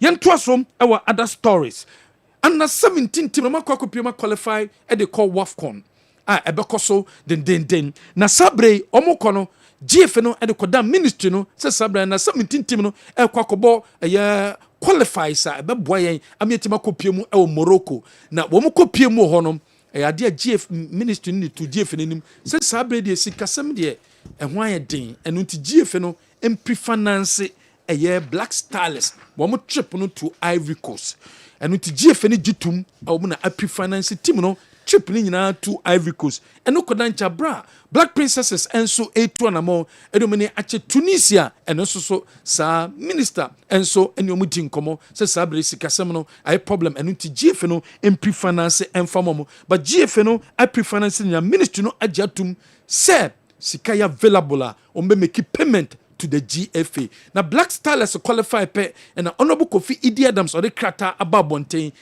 bo a year Black Stars abaso so metima qualify for a year Afcon ebekoso ewo Morocco o maya die papa enunti ojina Ghana fo nyina nemu aboma baso for qualification yensa enso etimi aka ewo ho yento so ewo other stories ye de ne beche Samates boboko na so ye Samates appointing Eric Kwabena Queen as head of a year youth team no enom youth team no wo de ahyenensa se onda no eno kodanchen oba main team ni so strikers no wo be strikers coach wo be kire a year players no akwanya wo metimi afaso etimi atontena edema Samates boboko no Inter apart from say womo amano eye youth team coach no womo sanso amane say on the best strikers coach obe coach strikers womo susia kan e de ema boboko a ye frɛ no eye Samates eno ene sisia abeda ho enso e de ama womo se de bia ebetimi aboa eye team no enso yie papa enso yento so e wo other stories yedeni ebe kyerem eye under 19 boboko no enso aso eye under 19 se de womo appointe Nuru Ahmed say on a coach and the Macarella Boboko no or appointing as the head coach ano and a air boam said the beer under 19 team no or musu Jumedianum ebetimia conkai and so a day amo womo and so ho Obin Junior Akasa ahead of Kumasi Asante Kotoko game womo e bababo ewo Kumasi Babayara Sports Stadium Obin Junior in some of their tuja say womo Bakumasi no maba bedin kunim ewo Kumasi Asante Kotoko so league you know when Kotoko match na come on Sunday na the fourth league match you know America we start here so you good see three matches are winning and Kumasi na you call out I was in your points oh Kumasi there be nyeden kra every game dey one after the other you know you train the for you Kotoko to so for nti you ko be dey points na dey be for Kumasi dey aba be sample pan yeah really very difficult to my if say team make it the same team na no more last season this season anya dey be ahead yes your team out of line your team league in the year na that second into just your team into you show man no found team and players get of the same players na you on the Laka Lions supporters and say this season any season be a match be a fan one after the other more money you know Sunday or more expect to say you more money aji Sunday match na you no koto be kobo. You make sure say benya points ama money aji. Lose party yes AC I say me sure AC so be lose some match na that. Intimi free pound don kokuma say ensa man sa pan da AC. So na ye mo bo asan sa na ye san aba. Team league no. We no koto match na komo Sunday na ye 4.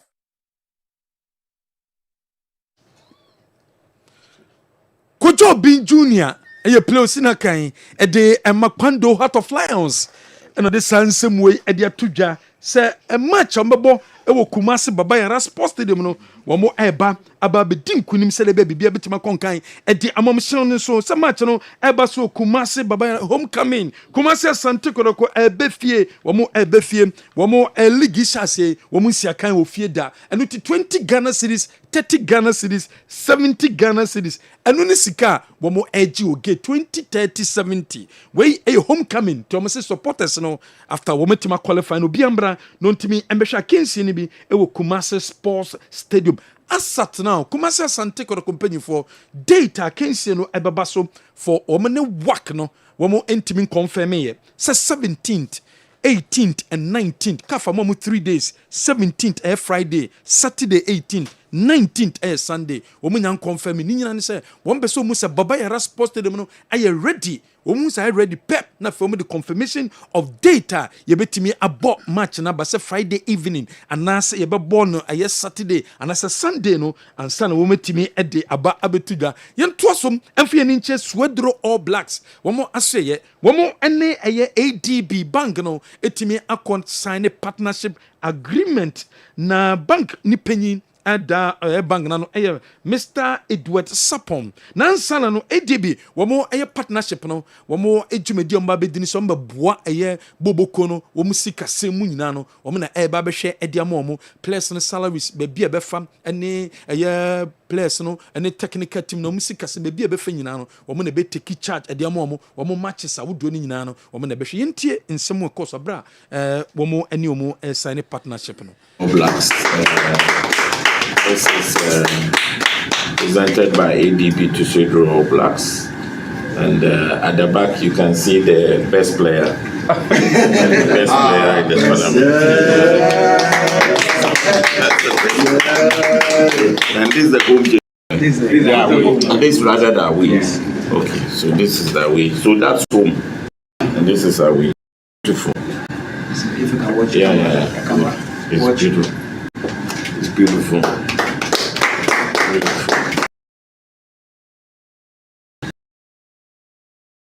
Yes, at the back.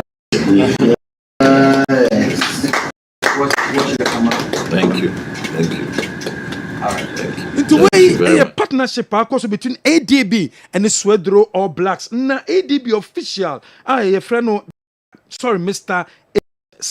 Ono ne general manager ka sign. A partnership womane a boboko no enso akono ho. Partnership and relationship between the Agricultural Development Bank.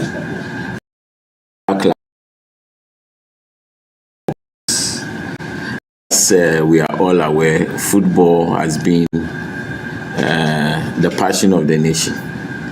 The country has been united on the back of football. And people are excited when the national football team wins games against opponents. Through our formative years and growing up as young boys, football has been something that we have been passionate about. And I remember growing up being sent off by growing up in Adisada village to go and watch football. Those were the days of the Sudu Park and the days of the Swedro All Blacks, the Bofakwais, the BA United, the Co United, and many teams. Indeed, it is glorious to see the Magical Club back in the Ghana's Premier League. It is our hope, it is our prayer that Swedro All Blacks will continue to survive in the Premier League, so that the game that we all love can come back to Swedru. For those of us who know the town, we know the essence and what Swedru All Blacks means to the town. You can feel it when you drive through the town. And when the Swedru is a different atmosphere in Swedru. Through football, families have united. Through football, siblings who never got to talk to each other for years and decades have come together and sign off the partnership and relationship. When someone, Mr. Edward Sapon, where ADB Bank no managing director the Tuja was a partnership on Masani, no limit. Woman named baby da cropote baba ne we but omo hwe so team no ebe ya ade no maka Premier League no mu eno ne ade ehia ye pa.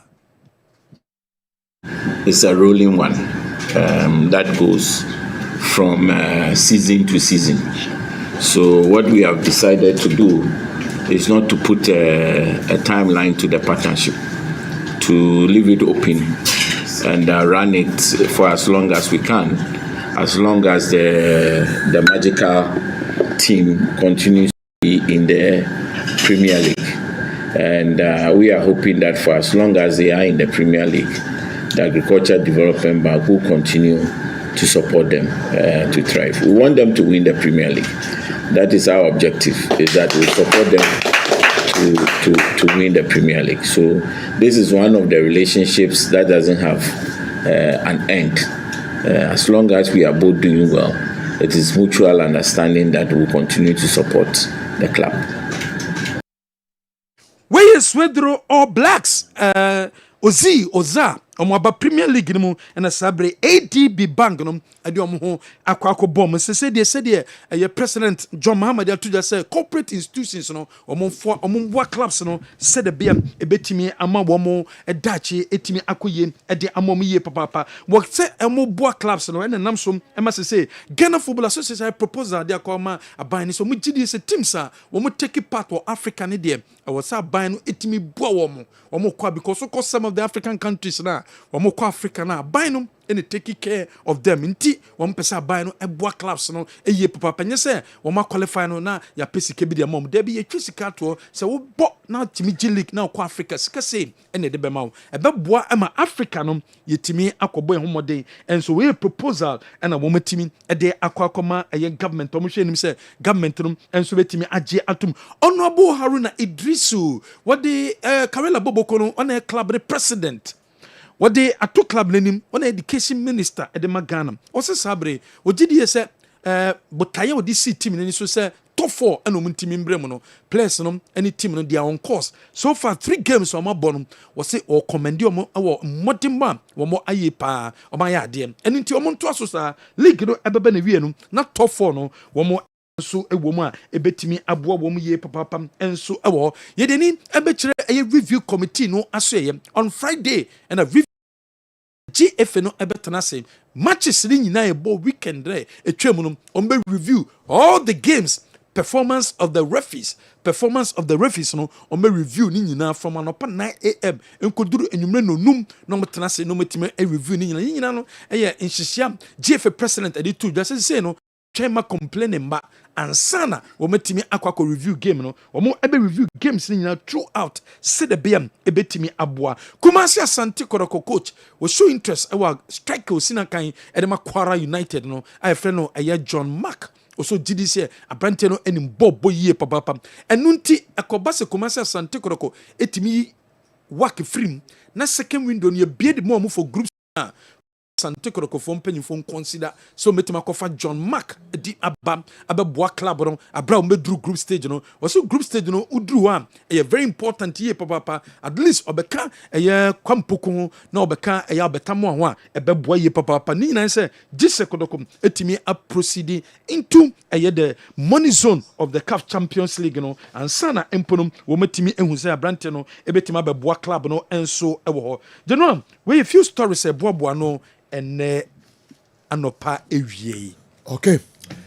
Afei yɛbɛhwɛ local stories no emu kakra na mo messages kwa me ana omo videos no pressure was so how nti bisro eba ana obomodi no release the amayen. Okay, General, is it fair for the Ghana Football Association, that matter, the Ministry of Sports, to blatantly tell Asante Kotoko to pay for the expenses of the CAF delegation to inspect the stadium? Is Asante Kotoko not representing the nation? This is not good response at all. Okay, this is not a good response at all. Paul, Jankoba, Ash, Asante, and anyway, and so Abrayen. Okay, Mami Sain Tribune. Is it fair for the Ghana Football Association and for that matter the Ministry of Sports to blatantly tell Asante Kotoko to pay for the expenses of the CAF delegation who are to inspect the stadium? Is Kotoko not representing the nation? This is not a good response at all. Paul Jankoba Asante Unadiwe and so Ebre. Kojo Obin Jr. was categorical on Heart of Lions beating Asante Kotoko in Kumasi. Lest you forget, Kojo Obin Jr. Asante Kotoko fans in Kumasi in his days at near Selemina in Wamanafo. No, near Salamina. Okay. Yeah. Okay. You know that boy nearly joined Kotoko. Yes. Sure. I remember very well at that time, Wamanafo near Salamina, Unano. We even had some discussion about welcome home. They came in the manager of Croatia several times on it. Yeah. Nearly. But Kumasi Asante Kotoko management should tread cautiously in order not to short-live the frenzy mode in Asante Kotoko. Kekusi Joso Besianse also there Ode Aba. Do how some of the tickets online? Tickets once a man okay. Kwame Mickey. Obi Butata, how can I buy some of the tickets online? Kotoko Diano. Tickets men okay. So Kotoko don't move gate. And a Black Star don't move fan buy. Okay. Okay. And so no minim sentence bi o na de abre. WAC has never eliminated Asante Kotoko Sporting Club if the first leg is played in Kumasi. In 1978, Kumasi Asante Kotoko beat WAC 2-0 in Kumasi and drew 1-1 in Casablanca. Then in 2002, Kumasi Asante Kotoko lost 0-1 to WAC in Casablanca and won 2-1 in Kumasi. The last meeting was in 2004. Kotoko won 2-0 in Kumasi and drew 1-1 in Casablanca. So anytime Kotoko plays home first against WAC, we eliminate. All right. The Fufro and so the Aba and Isaac Crystal Color Print Ashtown una upeja sa message we and so the Ebre. Good day, Sergio. I love and enjoy. We also saying, I really like your show. The Kumasi Asante Kotoko supporter who spoke English after the Kwara win, his name is Uncle Ano, can challenge the Nigerians over because he's been there before. Benghazi, Udwefri Ablekuma, Oduma Nakra, and Abreye and Ariane. Yes, General. Yeah. General, Obekia, Kumasi Asante Kotoko, Director of Communications, Obaha, Ebekaside for Samba O'Neil. Was a Samba O'Neil dear, Umunya, no man, a lifetime contract. A Branton Betan with me, Siakai, and Emma Kumasi Asante Kotoko, Kumasi Asante Kotoko, Bobokunum, Ubia, any Jones Samba. Betimi atena no aboa club because Abrante no kra no ne niche so pesotena no sia kan edema Kumasi Asante Kotoko we ensem a well or this also say say irresistible offer biba omuntimi nya ho hwe so mja no maneko offer biba na omuya na be boa club na ska no mu du omuni option bia so mbeja no manako okaka no ni situation now the fa somebody no okay into no ebia coach no ankoyi said the yesi coach no call social media yasesem ya okay because the North African teams have been performing well in recent times. They normally get seeded at the last round of qualifiers. Seeded teams get the advantage of hosting second legs. Okay. When Kumasi Asante Kotoko was performing well in Africa, they were also getting the same treatment till we decided to sleep it's not only North African teams, but teams like Sundowns, Mazembe, Simba, Yanga, and few others from sub-Saharan Africa who have been doing well also get the same opportunities now. Mr. Owusu and Edesa and Chichimui fi and cry. And so Abeka Yensa. Baby Akwame, Kojo, MP, Kojo Bajimai, yeah, baby Obia, Mame and Chani Ye Papa, or China Sisia, make us say, Kojo Ba Ajiman. Businessman, CC, politician turned businessman. And that's some kid cry. Yeah. Na Meka wasa Kropon asem no the message be back quickly. So wasa Kropon too, you've been there before. And you have kids there. Kojo Bajiman or the buy no. And you hear from me because you hear from me. Until no Sunday baby you say please, I'm listening with my wife, so be very careful with what you say about me. Okay. But if you live in a glass house, you don't throw stones. Yes. You living in a glass house. You don't throw stones. We don't know wife now. Until what can open be as a main kind. But wife names what trust I didn't they bring me. I make a reply. And yeah. Made it for the first time. For the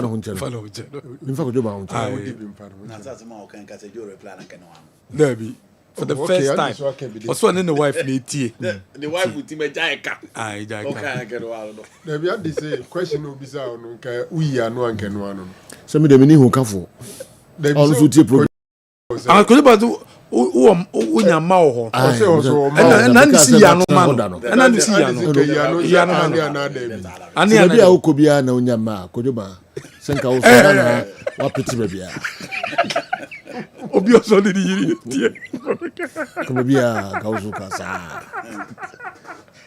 ade bia uko ujama ho kine ben na e ko ye ene san bye so they say sa kojo come up pity. Come minimum pa. All right. Why would he ask that question? I just don't know. So me can carry him. I me can carry him. Men you say oh me wan na I know what you can do. Baby ba say dintia obusa san na opeso. Okay. Baby I want manager clear you. All right. What general? Say budget no be kai the honorable sports minister be ready budget no e ma Ghana no ready budget no o kan hom say media for the GFA obeje $4,000 let's say the communication director on so GFA no ometua no bonus of $4,000 e ko base ye sha na no na akoye asemo asese abeda wa no my first dey no mo giu no my current what is so first na first no mo gi what is about 4,000 and what is about 4,000 na 8,000 no and the director of communications of the GFA no omunji says Canada for the past 8 years omutu kwan sikam free NSA man ho and ministry man ho Debbie if you look at it to some extent Henry yes Hart yes the Hartman for the past 8 years but I capture ministry no budget no 8,000 Black Stars bo match be e ko efe ho ana in free ministry no ko efe ho Debbie but I capture budget no into minister confirm said this time around the obey payment no and this time around the asam kan kapara o kan sa anya asam kitu akra o choma kosa no Ghana for yesika 960 million yebo every game 960 million. No, the 8,000 man. Okay. For the past 8 years, and so now in this government beba budget biano a capture wo say ministry no atues kanama GFA. Omo tues kama says a bonus yan fama GFA to my individual. Oh yeah, individual yes, direct. Okay. For the past 8 years ni wonji bida.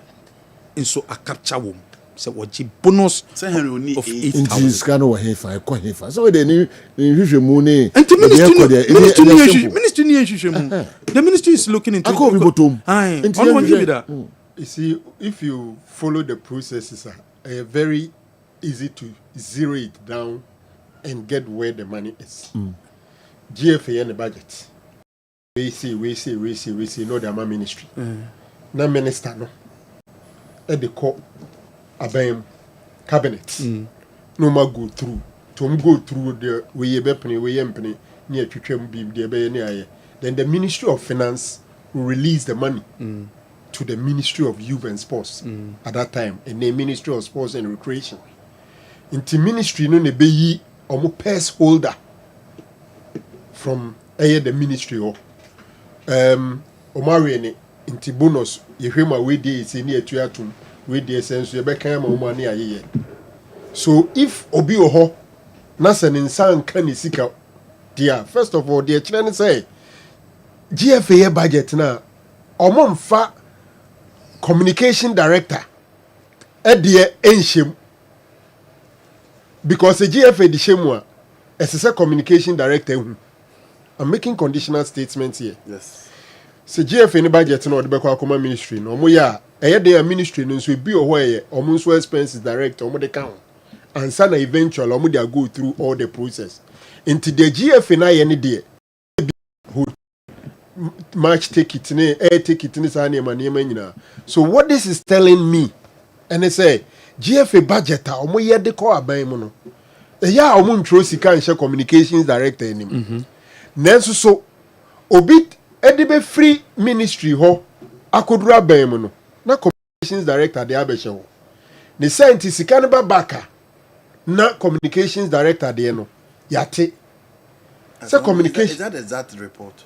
There, I'm analyzing what Mickey is telling us because but there be a mentor was ne omo the budget ne kwa omo ntwire nhyem no. Yeah. Because is that the omo ntwire nhyem budget a GFA the communications dinim.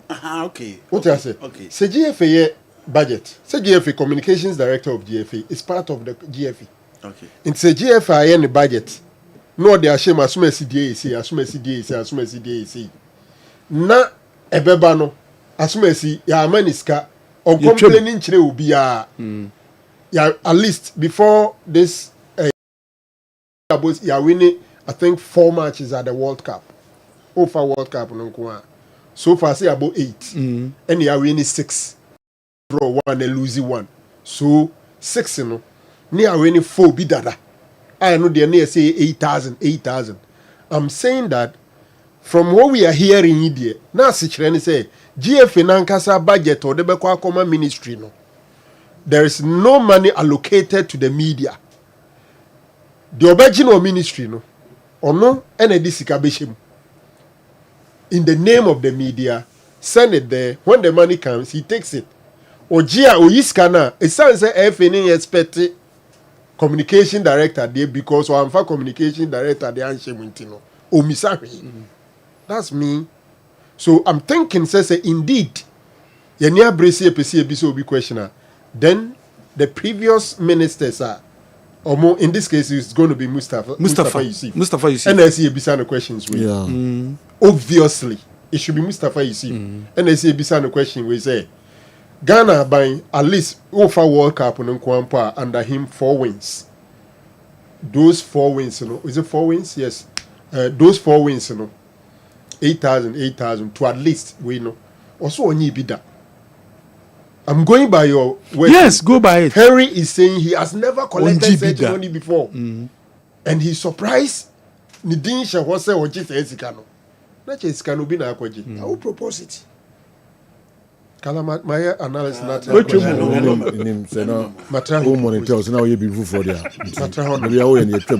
not talking about the proposal. I can't deliver nothing. But you see, Mickey, our interest is not going forward. Our interest should be what happened. Yes. Ubekaya.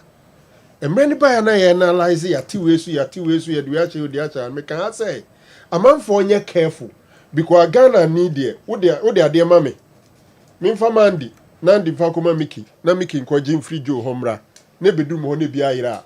Won't mean zero it down on a beer and in kwa. Nya oji dia koma Joe. So the people at the ministry could equally be culpable when it comes to say ye Ghana for sika no omo kwachi sika na free aban mu e de aba spend no omo ese e de ani hwom Ghana for mpempi e hwegie fepe ni eja ministry for no omo spending officer because the okodi hotel no abeka che say hotel kra ni boy say ye tua say de ade no o ye potential person ono so betimi di bia to so enti dia bai die me ye sure say sene o mampanyin ahye aban so afo ohwa agudie nsam so say opese pere yoye adwumanti empo budget ye mfa metu dwa no die eye wo saa de no ho ba ko ni say esi proye ene keta asehye kwan na am make sure say nkrofo enwia o man sika nti say this revelation it's even possible there are others o mun so de ebi mpo ade ya trash o mu so munya no either so munya kra na do munya nduru sa and this bit my possible because the FA does the budget and submit so your equipment officer in your korunku is Amedu asante kotoko say yes no say $8,000 say the self for almost say at so dey about 4 ebehwe na is $8,000 in could be on GB da unya bi 8 ni da Joe, this issue needs additional investigations because it doesn't sound logical. Sir Fred, whiskey, and I do way about. Imagine me now. I'm forced to be confused. You don't have to be confused. The moment the kakra General. Says Kawi. Untumi nje says Kawi wa bra on sign that. Says Kawi. Untumi nje wa bra on sign that. Even media man, uko World Cup, uko inese ye ma soli $100 crowd be sign. It is a Henry sin in Sanka says Canada.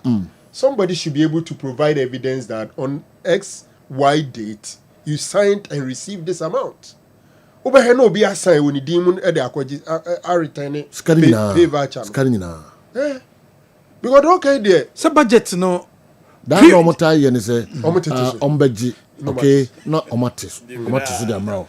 No mota ye no. CBI say unkwala na especially dey o mo ye senior players ni players no. Officials ni workers no ha bi e ka ho no. Ye ma 8 na bia ya ma be 1000 bi na dey aka no hu. And if you make a one, I see me modin bia and the normal is here normal. See the bia patrol. Bingo bia di. Yeah, almost why are you behaving? So ministry rules one it's alleged it says I cost. Yeah, where the coaches no crab is. But says can no man zero there, doc. What are you imagining now, Kakra? You know, previous budgets, no, our ministry no.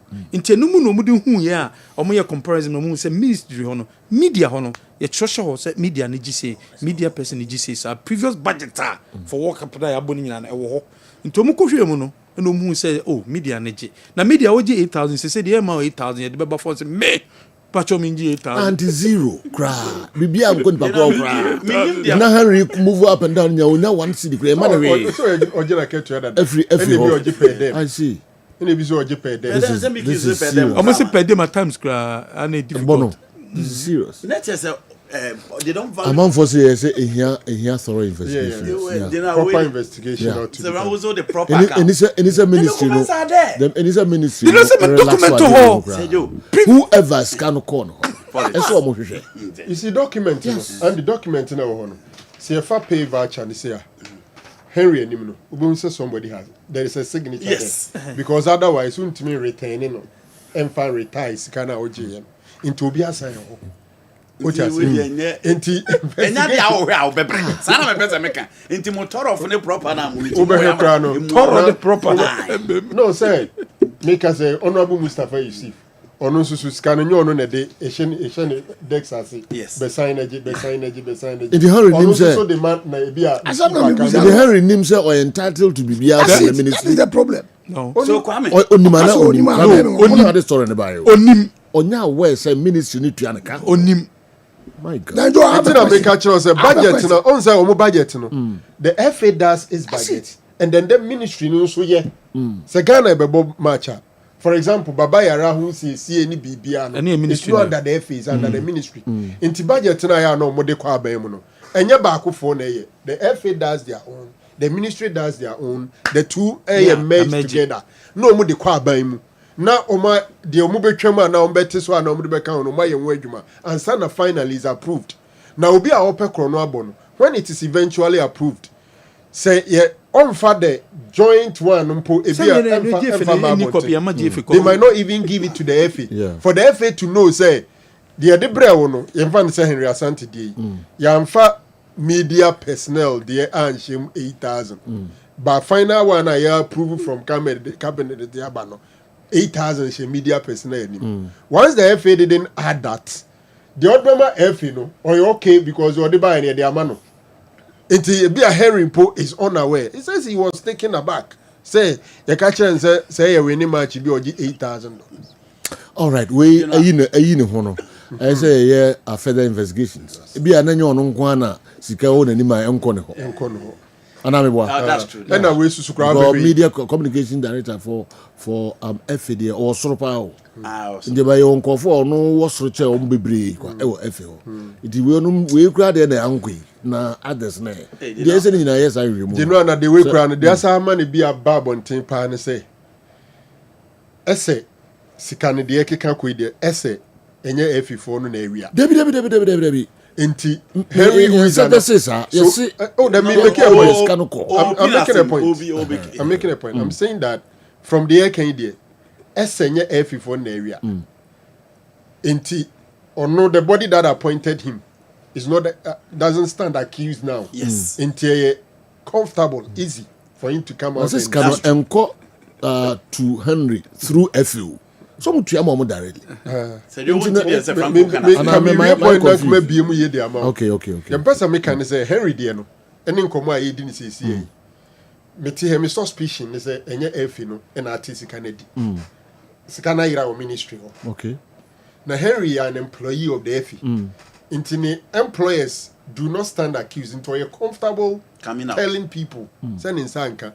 Opa fobi to say okoronko. Isa Amadu. Yemfa say the 8,000. There be a man 2,000. 4,000. This is what okay. The ira na yeka ho asem. Yemfa say the 8,000. There be a 2,000 ye demand. Name Omutro 8,000 Ekwajia. Isa is still an employee of the FE. Isa betima benyaku kudura bekasa and same way. A chanko uncle losing a job. They say Isa Sikan, you show him. Many black stars took wine. Or bar, peso than a bar. Say Jolaka, not or the paper not to win. Now I sign 8,000 no. Meba oh 10 years ago. No, kasa into Otro, into who Sika or I was signed for. Okay. Into sign for we are not watching. Dollars no watch envelope no watch. Into so would you 8,000 na.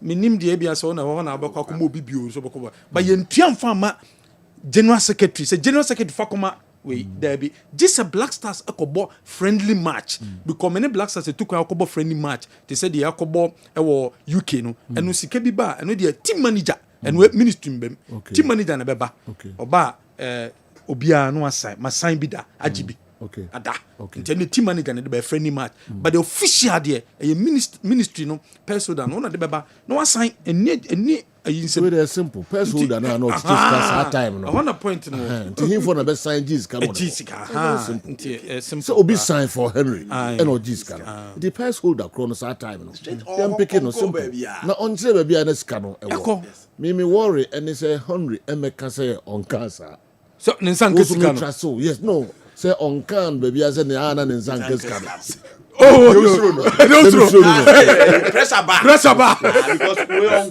can baby that is my worry but what say Franco asem na o kan on can baby say ye discan ma and as obi na discan de bro the person o kire ne say Mickey ade we don't pretend it happens in our game baby institution esi obetimi a discan and say be na let go say country after the World Cup obetimi a did 8,000 but won't you mean fading na won't mean fa. Do na be kwa tibia mo bi. Okay. Sadia Matias here. Say bia ogia isama de gia so matibia mo bi. For example, say bia oni pakọ ne gia. O say o matibia mo bi. And they fine. No be kan sa na yafu adwuma nim. It happens in e kroma. Okay. And you know it's me yes betimi the amount. Na ka say obi amfa say mra. Right. And so. You try the number we are so same. But amfa say mra na almost we can ho omanyes can go fi. Oh eno dey possible. Eno esi several times. Eno be dey see ESCO members no omo ko management committee ko je ya. Yes omo nti mra. Na ye fa komo omo chance akubi enye bia aka. Na large cruiser ne omo maka so ko force ye mfa mba no. Now we make last point that we yakoso. Ba sem we kwa me di akiri mi pa cho. Ana open sem a itwa so do di akiri mai. Development de bia. They no me di akiri pa o. Me di akiri. Ama GFA Afre minister, former minister Busano. Okay. Yes, me di akiri pa. GFA Afre former minister Busa said budget na order than e wo say communications you tua ne but communications in sanka bida. Yeah. Ama former minister said he will get back. Okay. Yes. Dear train. You know. Dear chili mami papa. You know. Yeah. Honorable Kofi Adam the budget in the buy. The people at the FA and the pro-FA media were not in support of the timing of the budget. And no na abu omamu who Henry dia no. It they should praise him. Okay. And you know na abu omamu who say Henry's can only be. Okay. But those were the same people that were complaining of the budget. It budget na President Mahama ka say Ghana for ntie yesika no say na ekomu no. Omabua GFA na no omunye happy na. No, almost I'm the response. Baby, see the response. Na academy. Okay. I'm surprised. How can that be possible? For the past 8 years, and he was aware that he has to take something. All right, Ghana that being crucial. Raoul, if you just say that they say anyway, and so abre yang. But you know what's happening there, man? You know, dear him, Pacho. Say omeka say on cancer. No name worry. Pressure bape. Henry Betman sana. Henry so asem no kind. So on sanka bi da. Sky is you the market say nyina na bi ma ho da. Kwa be the FA na kan ho say FA na busa. Busa. Former minister say no. So into when Kofi Adam sorry, honorable Kofi Adam the budget no. O kan odru ho mazoa $4,000 including the media GFA media person 4,000. Into the shame say media person be 4,000. Yate so. At about 4,000. To also give $4,000 in me. Honorable Kofi Adam said the above Henry man and Castle on cancer and here there's a Franco kind in free FA never. They say pressuring from the previous minister and also near them into pressure. Now I met Waso. Say the look on Kala's face means if today you don't allow him to do the analysis or take part in the analysis, he might not talk to you again. Keep the work moving. Minim se sa na tie dia Razak Amasaman e di we aba ana kama no koto so no wa yin ni biana kala nim za na ti onim kala ye kala o sre kra sa aduane hye na num kra se o be biaka o smile kra sa se ya na ti bibiem se ya e de kala be ya brekum Chelsea enya videos bi on matches bi pese kala ya waduma ne okay anti yenye ntem na fi o ba so am ya update kakra on kotoko venue no ne date no near there. Okay. All right. Kwame MTN Momo Mensaka promo no ekoso over 1,000 winners this week omenye sika e de ogu omo botom. Un download the Momo app ni bia download the Momo app ni bi 10. Na hona betimenye sika, obenye sika de egu botom. Wo send sika de free phone so e de akono. Na MTN for so e chew sika, omo chew sika daily, weekly and monthly na e chew sika. Nti MTN Momo Mensaka promo no e koso den. Bomodin na download the app no. Who you see iPhone na call App Store na download it. Who you see a Android phone na call Play Store na download it. My Momo app no. A na di send sika e betimi aboa wiye papa. High sense. Your product ni papa. Your product no unya bia e beboa wiye papa. E beboa because you 5 years warranty also. I want to chema o de beba. Ida se be sisi ama anase e be ma foforo na wetimi akwa use. And until television, gas cooker, washing machine, smartphone, sound system, water dispensers, microwaves, blenders, rice cookers, kettles, irons, air fryers, Bomodin nafkope high sense dear because ye dear no eye papa. We are buying weka. We juma edema buying and kwa dia Bayport savings and loan se bra. Ya tete so na ye ma loan ni bi. Obi ye juma edema buying controller and accountant general department in the tia okade. For when it's a Bayport na ye ma loan ni bi. Na fako ye we juma. E juma bi a we ye bi anu hiya loan. Loan ojia na wajo baby papa. The luckiest. Bomodin na enjoy luckiest ni bi. E star 712 hash. Star 712 hash. And none short code no. O dali sa short code ya. Home and a beboa ma sika etimi ababanye sika e de ogu bottom 20th of December. Nemum answer na 20th of December beba no draw beba so achede wo ho ye de ebechewo. Wo bi ton ne dan ohwim awo Barekesi Road ni so ohwim off Barekesi Road honi bia Waton edan no 6 bedrooms each room bia ya 2,000 each room bia no ni toilet and bath and a sanso big hall and so awo home aniti sene so obi opedan atom edan no kwan ya sanso agye ho ya penti ukodan ni mu a straight up na ukodan ni mu enye se uko penti dan no ukra renovation work bia ohwim off Barekesi Road. We in our interest woman. Number way and also free 0546 478289 0546 478289 and that's 0266 703706 0266 703766. Ubet my phone number with general. Okay. If Quara fails, WAC must be applied. We, the friends of WAC, are ready to welcome the team to Ghana to beat Kotoko. Pato Lani Zevesashna, una the way aba. Maya, ye still. Sa style na anamugusu moye. All right. Mamin Twaso, Namin Kohe Kingsley Boache, and Sudie, Boacha Mantamale. Supporters should know their limitations are not to go to the extent of threatening a coach. Okay, or say, I support the GFA's call for government financial support for our teams competing in Africa.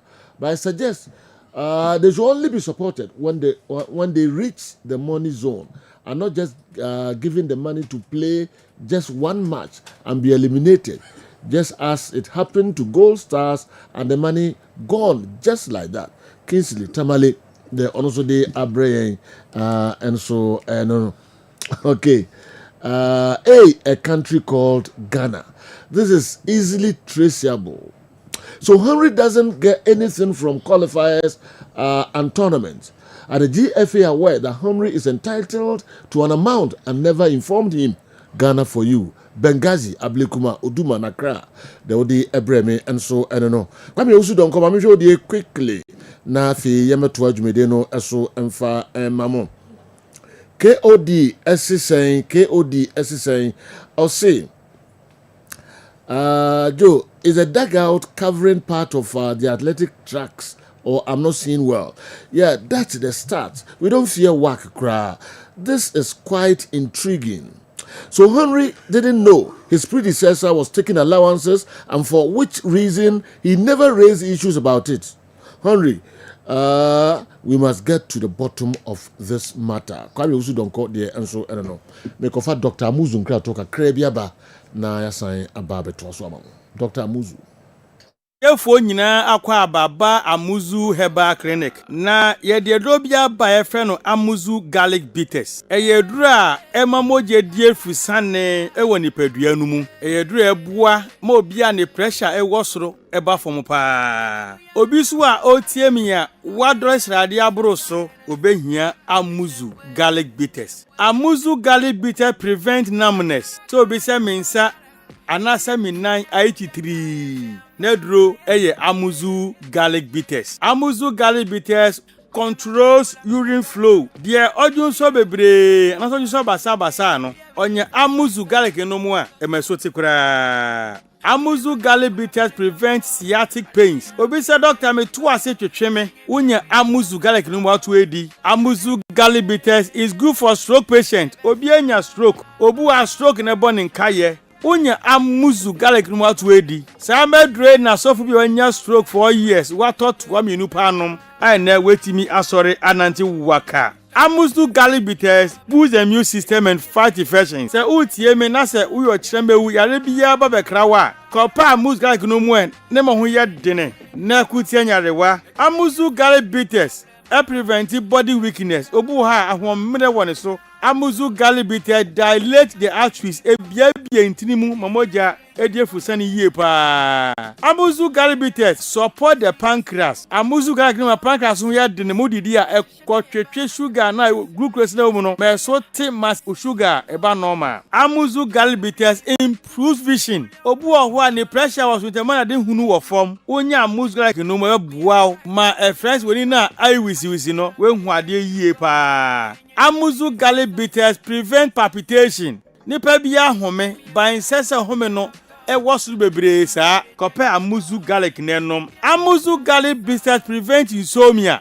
Obu ha obre pansa wada ye frade bi zinc ene sulfur e ye rich amuzu garlic mu ye ko gu mu a na my body ne home na home bo se nche na wada enti de na ho edi ma no kope amuzu garlic bitters nenom. Amuzu garlic bitters rich in allicin and selenium, which helps improve blood circulation on the male sex organ. Inti bema osi oda humachi antini bema nkano. Kopa amuzu garlic no mwe. Nimoja ni diefu sane enko bema no hunadechi ya watini nka. Amuzu garlic bitters is rich in agioni. Ena musa agioni ninti ebo ema awodi akwa no ho ban ema sebuo ema kosu atuo nyina no emani nyina kosu kama enti oba obuni se a embe yie oba hia amuzu garlic bitters oba on person na wo eti konsu hia amuzu garlic bitters uko drugstore pharmacy anase herbal shop biara obenye bi ato upedro semise bi nso a no afra mi nama eye 0247 776743 0247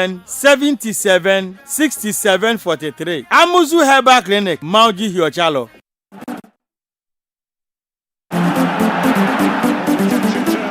All right. Yes, I'm going to now cover the about midfield action Kessben television. Our monitor program live about DSTV 364 Go TV 121. Yentua so na yenhwe Mr. Mike Bonsu. Anyway, if we Accra and Abreye, Mr. Mike Bonsu was say if Henry's claim that he hasn't received any funds from the sports ministry over the past 8 years is true, then Minister Siama and Minister Mustafa should be brought in for questioning. This situation raises serious concerns about economic crime, and Iyoko should be invited to investigate. Mike Bonsu Nediwe, but Mr. Mike Bonsu, if a venue, I bobo a year kotoko any work against you know minim unim hu bibia o a member of the club licensing committee but my updates e wo ho I the current updates e was ensem no e ho many beje pa say odi bebre ansana ya sorry e wo program yi eso bia wo bia no ya chia yi papa all right me perfume friends in some kakrebi afa they've come make kind in this before the color everybody also any videos no ready color videos not ready there you show them quickly ansana my concrete yeah Joe say my day too and I'm saying Brekum Chelsea level oneness so do All Blacks and Brekum Chelsea All Blacks Chelsea yeah Brekum Chelsea yeah okay so I'm saying no man maybe what man for say fouls be say pages videos na ready can share okay ndikasa yiti o complaints o dey ban no and you for na complaints Brekum Chelsea okay I mean yeah I'm saying about go ahead show we na before say go ni be shadow on say one player on the make shadow one player Brekum Chelsea they say blue and that's where they say white and it's a connected crab. You want some player now okuta ball. I say yeah foul. That is their complaint. Okay. So on the make sure no. The every years or to so ball in etika crab ya sana. Or gaining advantage on for say the referee and the assistant referee was right there. Want me ambo situation ambo home. So in the so now. Do who is that? The shiny otian etika crab. Or born in etika crab. The area. Born in etika. the to worry on the nine okay, that's true. And so that is their complaint. So at least like a one-on-one situation, say the referee no. Next time I team with stand referee so clear view. Stand referee so clear view. Honor a develop we are. Okay. A kokoshe. So them say so bet me as another one so am I actually say 2 clips be. We had the goal by right? At the goal by no develop we are a kokoshe.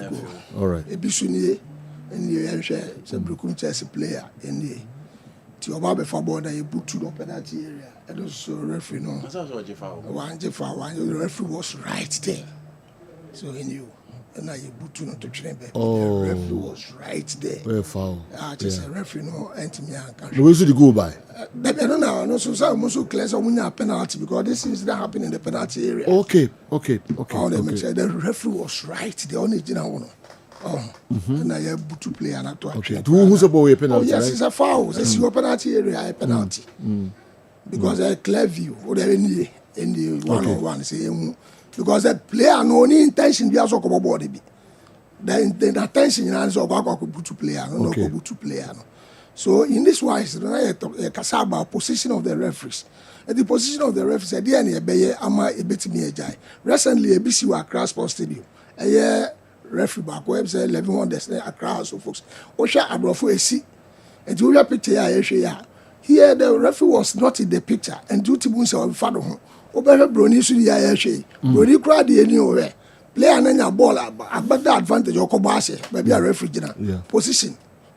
AC a two bia and it's a sisana and the Biamekawa say, the any idea education. Referee mistake and can see a twatch in the tra. Yeah, the China dear Saka who say, next time a referee when you was a panishino. You catch and said, next time on, you know, baby say, maybe they have about dead ball situation, Joe. You have a free kick. Referee did a chin I free kick, you know. I just said a chikra and a shadow. A convention of a foul. So these are the things I catch a referee. No, this one, the referee was close to the action. Or dive goalkeeper and dive. The goalkeeper no, was right and in Saka board. I want to be anti foul and tia goalkeeper. No. So these are the things I catch and Crawford and say. As I say, you must be there, right at the spot. Right at the spot. Say the Bayer Babua. So the mention the Coco Basana. Then church entity and I feel the Mamunino. Namakako, say. Okobaso mama metena fie mama meda you wadwene say match na okoye no ye mama next match I will improve upon that match because one yes I baba hadwene and then goes back to the FA technical team no any kwa say e ba say kalanko na akodi ma go su benza nko ni team ana akodi match ba na e clip na kire ye nko call the week ni nyina no referees are there munya zoom meeting mun show clips ni kire na mun kire omo mistakes omo here for the week. So that a basana a babu and I say I review one match. Now referee say they made it say referee now got the match, one person was suspended. No, you best one match I won't say make impact there. But I am telling you, say who join on us out and say Oboguan baby drew anuma, making sure so get closer to the action. A be an born grab on a be a drew bese 80th minute, 85th minute. A bedroom referee why you exhausted one bread. It's a bedroom baby had the name mom. Wow, who teach me? I saw catch me say a quaint beer. So some near me who say a can last our crowd penalty area. Yes, you said no. You be the referee. The empany for the normal catching did that because of training committees. The empany for referees of a back choice say we near who them crana last our penalty area incident. Men find Diago because there be many handicapes. I say baller referees them problems now most empany for allow most a time at the door because of the 5 minutes too so for say be power no. It is as about a point to relax. But a horse no be personal. A horse no be personal defender. It's where the bar no 5 minutes no be at the whole defender side now. No for say or say young pobo not the whole no delay kakra. About 1 minute. I can 4 minutes as well the social. We delay best 5 minutes or yam show. It's all the time the who yen and was a who referee no about point to be as a to relax. When the bar was the incident BSC penalty area. Now the idea gonna well. So these are the things that they encourage you guys and say, "Shall go there? Make sure say Obama no maybe the assurance. I'll be amana koso. Dan say I'll be relaxed." But empany for no ye bomb so boss. Mamu show clips then chira omo asana to omo no nko. Throughout week in just call them one Tuesday Zoom meeting. Show the clips to everybody. Munipan when no koye. Next time on ye be also so man conquer repeated the oye no. Na koye so no nko na wa ba no be information say nipa dey be say mbande no. Referee one mistake. the investment that we've made with this referee for quite a long time. Now say one mistake be would be punishing. So once I Cabrofu, then some can be really Cabrofu, no money Anthony Taylor and others, you know. So I'm praying with the referee FA technical team. Semester or more money one day where to say okay, see review panel or more one Friday be near review matches. Who review matches the incident there's all the champ colana there and come out with it. Let them know. Say where referee Kalako the matches and the position there. When you know say the next referee or when you know say no yeah munshia. Say the Baya football na koneni. That's what I have. Referee Kala.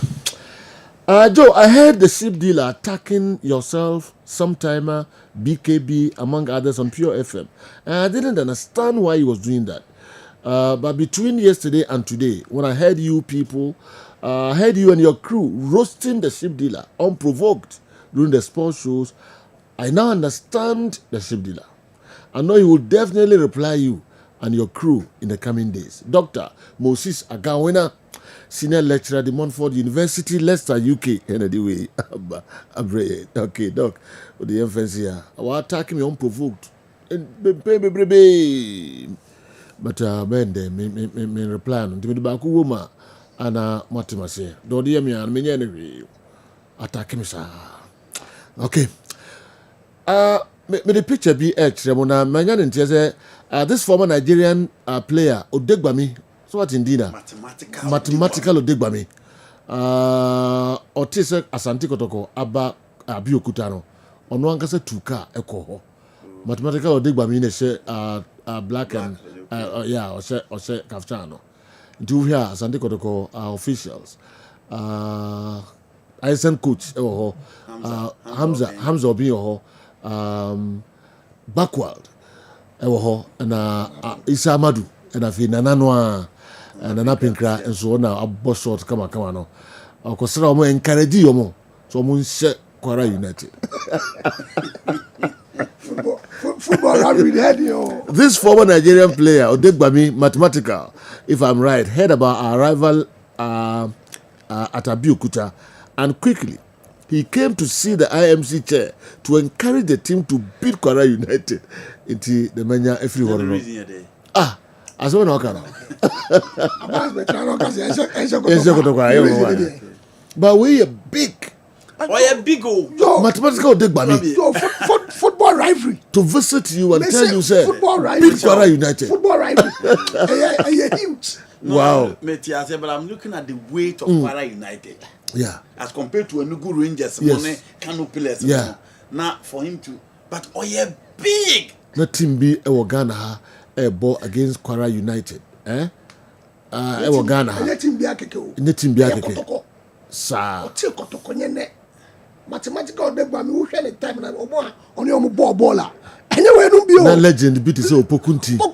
Na oko Quara zero Opokunti no mo ball. Show mo mai. That's a has. The can unti the make. Unti dey say joke. I say. I have to say about all wrong examples. Yes, you do person what you say. Yes.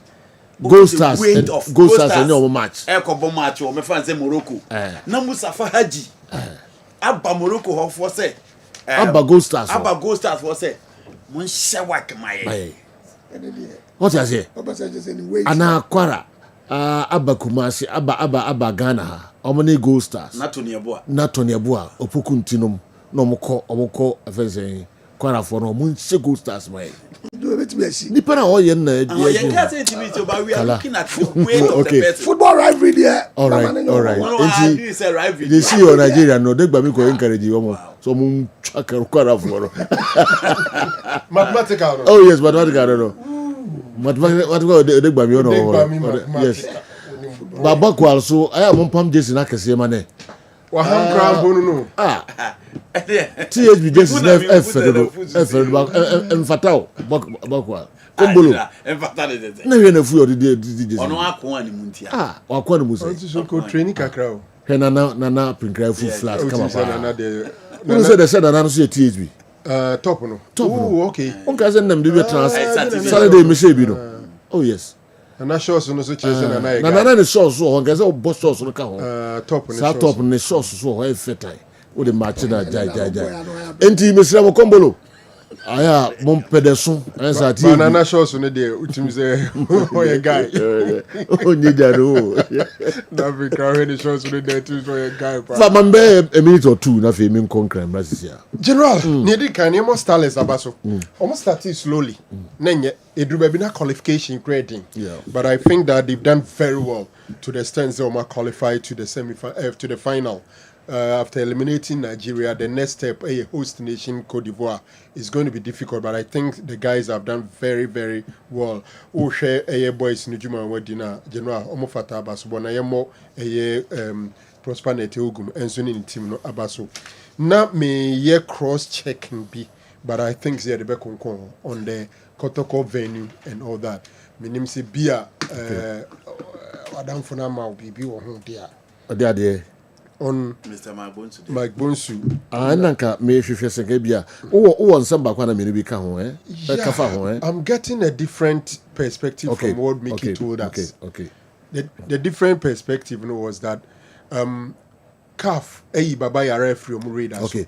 Or say regarding Baba Yara hosting a CAF interclub competition, I don't have an update immediately for today's program, but I'll try to get more information for your show next time, and at the next show that will be tomorrow. Okay. The entrance, Mr. Mike Boss will be brief here. You were 20 minutes and Sani upon. Yeah. Inti mami kunko honom. Na kibia mami the last year na ma yes I jumano edi amount. Rebecca Queen to Samates is good. I think Rebecca Queen the me concrete. You I mean so on concrete. Your time no me concrete na you could di enkomo kakra Sadik you know could di enkomo kakra. This huge figure was a winger and it was magical. My brother Kala today sounded so audible. Good afternoon, referee emeritus. Kwame Usudonko. I say na your voice. And Thomas you also say ura ni demo so ni TV and Kala na ka say obi say ni TV na say. Oh, Thomas, he just Sadik. Yebra won't cry now. Go out and come out. TV the sound in India. Baba, Sadik Center and I will Oti and Kane. Debia, it's not to say I'm a bomb who more than Semeboa. Now, what's you Nipedia say? Say a trust of share. Understanding the question is part of the solution. So what seems in Bisana Yebisa Naseno. And also to me, boa woman, unya emwaye papa edemano. Esa nse wunti asia, hunu baby, obedi kan asha asie edie free. And inti ye nipedie ya wo hoi me pesa wuti de wa nipedie nase. Said ye tie. Na fe enroa Sadik Ball Center ye di aba ejama nso no. Ye ka ho asem trewa. Ya chew ekwan a eduro ni besi fa ye mfasode ede ama onipedua no. Onipa biya wo ho wadwene ene edi wo nipedua ne so.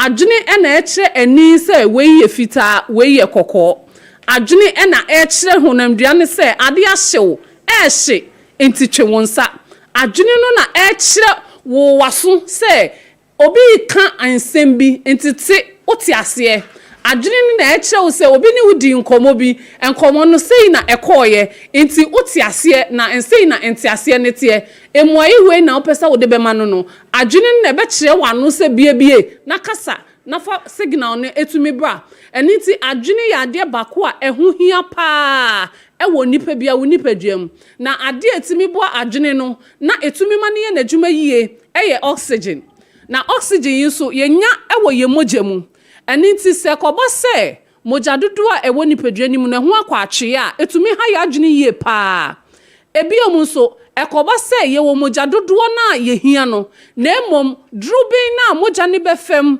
ede akwa adwene mu akwakoye adwuma no se sa drubin no emu asisi a etumi ha adwene ni ye pa srade etumi fa kwati kwan so ekosisi ye ntini nim kwan ema moja dodo a ewo se eko ntini nim no etumi enko eni nti abusuafo aha na Sadik Ball Center ye bam ye see ntini a emu asi emma moja adwene ni hia etimi mfa ne nkwa adwene mkoye adwuma na adwene ni benya problem na edi stroke abrewo no flex on 600 herbal mixture ewo ho yesi ye ye nro ya ba se emwa na emie wuntininim oha ubia abem se moja na asha ase ebotoa wuntininim enti na emma moja ni afurusane enkwa wa adwene nim anase srade na adidadida entininim ɛna ɛmma mogya dodoɔ no ntumi nkɔ a flex on 600 herbal mixture ɛbɛboa na ɛyi saa ɔhaw a ɛwɔ ntirim nyinaa ɛde ama wo sɛ wɔnyi ɔhaw yɛ mfiri hɔ nom a nsunsuansoɔ sei na wobɛhyɛ aseɛ ɛhunu wɔ nipadua mu nsunsuansoɔ no nso ɛkyerɛ wo sɛ stroke ahyɛ aseɛ ɛka nipadua no now one of the major nsunsuansoɔ baako paa ɛdi atintiman wɔ stroke mu ɛnhyɛ aseɛ no mu ɛne etipayɛ obi wɔ hɔ a ne ti fa ɛna ɛtae ɛpae no uti fa benkum ana nifa emu biya eso mu a oje ho a enje obi so wɔ hɔ a de bia na anansi ache na I mean I keep saying and repeating this Ghana had ye nuane a ye dinti almost everybody 99% of Ghanaians a ye wo Ghana asase we so no ye victim of anansi ache me one way or the other what experience anansi ache oda but ye won krofo bi a omo de no eye frequent eba ebra no enche na anansi ache ne nan enche na anansi ache ne nsa obi wo ho a ne de no akọ anim to the extent say ne nipadua anim etai ehyehye no obi wo ho a ase ye de mpane na ewo ne nipadua anim and ebi mu de no omo tumi hu susu anso na ma agene na brown to the extent that sene mpaboa rofri ne na ase a ɛwɔ sɛ adwene ne ka kyerɛ ɛnan ne sɛ mpaboa na ronti wo nan si fam saa part of na adwene ne nya saa signal no ɛne nti mpaboa ne rofri ne nan se a ɔnte ne nan se nka this way ɛnyɛ spiritual lo way ɛnyɛ huhu mu asɛm way clearly ɛkyerɛ wo sɛ wadwene no ɛfa na ɛma nipadua ne signal sɛ wo nan si fam wati aboɔ so no saa fa no ɛnyɛ adwuma saa na wonya stroke a ɛyɛ wo te sɛ deɛ wode wo nsa ahyɛ atɛkyɛm ɛyɛ buye like untumi nte wo nsa ne nka obi wɔ hɔ sorry anopa sɛ bɛyɛ na ɔde ne nsa common toothbrush brush a yɛde twi yɛsi yɛ bia ɔbɛyɛ den kra na wafa ɛde akura wo nsa tumi yɛ ɔhahaha Sadiq Herbal Center yɛde flex on 600 herbal mixture yɛde aba de bia me ka kyerɛ sɛ yɛdrɛn ɛwɔ sanka yɛde hyɛ Cape Coast nanka yare na yare na count denden wadi busuafo kopesika puduro ne de wabepie ho ne yagyew na emo anisrade ho etai aduro yachi ne se ye boa na stroke ase atu wo Ghana ha se ye nyina ye benum bi na insunso anso amabobo so e free ho akwa stroke no ni ba bi a ofa aba because stroke ne ho propro wa e kire wo se oba no eno ana maboso se wonu maduro no na eyi ni nyina de free ho no de ama wa ene woni stroke to nkwanta wapai minim de be ye wo se enu maduro like mindia bibiduro ni metna ho no mu na yare na aba beto me yesi koto yedro yi binom yaboa wo ade aba wo mpota mu ba bia wotie mi free bia wo bisa nearby chemical shop pharmacies and herbal shops a ewo ho no ma won sa ebetumi aka flex on 600 herbal mixture obu wo ha obeka se oh me dia fe na meba anase manyini adu ba bi ba ma hwe me hu so yie me nya nsunsanso ya ma me bobosu yesi wo a unya nsunsanso no na nso wo tirimu poster wo se wo mani pedua na po mu den na wo bo wo ni pedua ho ban no ma won sanka yedro yi bi flex on 600 herbal mixture ena dia wonya stroke ne fufro kra de bia me stress wo so because yedro yi eboa recovery nin tempa but ni pedua no eye such that se wo de adro bi kan for a long time na ni pedua na tro na we developing resistance ama edrobia afa bedru baby no ni e de edro no eye yare na enkobiem ye wonkofo be bra omanya stroke over 15 years ade a wo twen ne say dakro obeda na nani nte na owo aba be fa ne ko because edrobia enya adwuma biem wo a wanya stroke afi mu fufro kra I mean this month 2 months 3 months ago yare na kan wato ho a wabusuafo ani nyina ahahan no ma onsa enka flex on 600 herbal mixture ofra your number na wo kire yen baby awo a ye be ma the nearest location a wo sabe to me aka ye dreibi from Volta region to northern region to upper east northwest wherever o pese wo saka ye dreibi no ye wo retail outlets e wo hono mo a wo sa ebe to me aka ye dro ni bi ama no aboa wo yie pa Doctor was standby or choice so ni ubedi nkomo said ye benye na won sabe campo mudin panti ye line dey so ahyepa o enu ti mia wani se wo be make sure say woni doctor bedi nkomo na wo ma the nearest location na won san to me kan ye dro yi bi doctor number no 0244 153511 and I say 020 800 9178 MTN number ni BM 0244153511. Assign a WhatsApp number. It's either say ube friend, ube ja a text message, and uja a audio. Dr. Betty no one respond ama pepe. Wasem bia humu aye bia wo de fire line so a ye de semisani nyina edebe ma. Maka cho say ye nro ne de. Ya sha se compile testimonies adansia every mo afi ye hia a whole 24 hours don shiri aduonu nan nyina ye ba beje afidie so ni ye bi videos e bobi audios e de achewa mo hunu se woto anamon koto ye do yi bi no mo a o ha wo nipadua ne pa 0244153511 and now say 020-800-9178. Now ye was Hadik herbal powder and the elephant herbal mixture and so ewo ejama so na ye powder no nisio ene mixture no ye mfo ba ko no ba ko I mean me pese de bia me chiemu na oti ase ye so that you won't make mistake with yedro edro ni ye adwuma edro no ebe atrema esayare not say wonum ba ko 1 spoon na you be okay but unom yedro a teaspoon na e run ni pedua ni ma the signals are body edro no edebe ye wo body nim no ebe ma ni pedua ne hu say no bibi e run ni pedua ni ma ebe boa a correct problem na de ama wo ukoko atena wo so ache ye sadike ba powder ne de ukoko ne 100 years anyini se wo ma me kra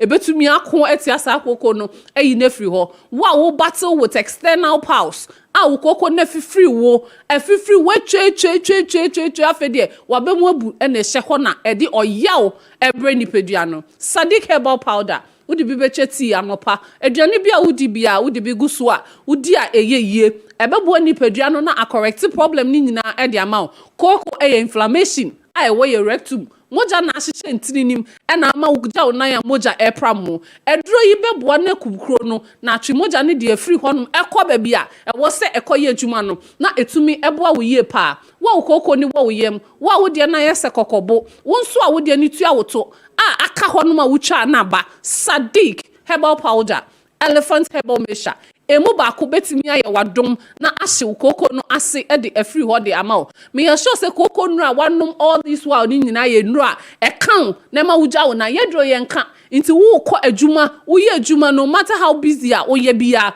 wo betumi anom yedro e de aye adwuma pepepe sadia etie doctor number ni biem 0244 153511 and answer 020-800-9178. The chat wakra midibeja okwan and the elephant ointment. Now whether in enye aniti obi owa hututuo owo ahu sasabro I mean all kinds of pains bia woni pedua ni mu bia no elephant ointment and na obehia me see de bia me friend small but mighty krokro wa bi and woni ni konkonim wote kakra bi na wo de asra so na abo ni pedua no eyo ya wo bia afiri mu yemfa nkwa ha yemfa ntare yemfa nhye ba bia ye de sra ni pedua no eni so keke Fred doctor e was 0244 153511 and now say 020-800-9178. That's a name sign no ediasia macro.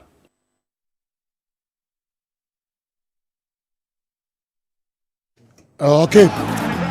Every cry na wrap up studio hante beba na fi me de de akari nyina mama so mo aba na ma cheche madwen de afa ho. Okay, coach Karim Zito Sarki Bobia no maminchiao na awie ya dinka abo abaso sa yirim say no na be against work of Morocco na dia silences ankophobia be ditua omo no. All right, Coach Zito I say oka odegbami asem I say I tackled him at Ibadan when Kumasi Asante Kotoko played against Shooting Stars. The match ended in a goalless draw. 3 times he took me on the run, but slided him to take the ball. Wow. That was during the 80s. Kozito and I do we abreme. Odegbami.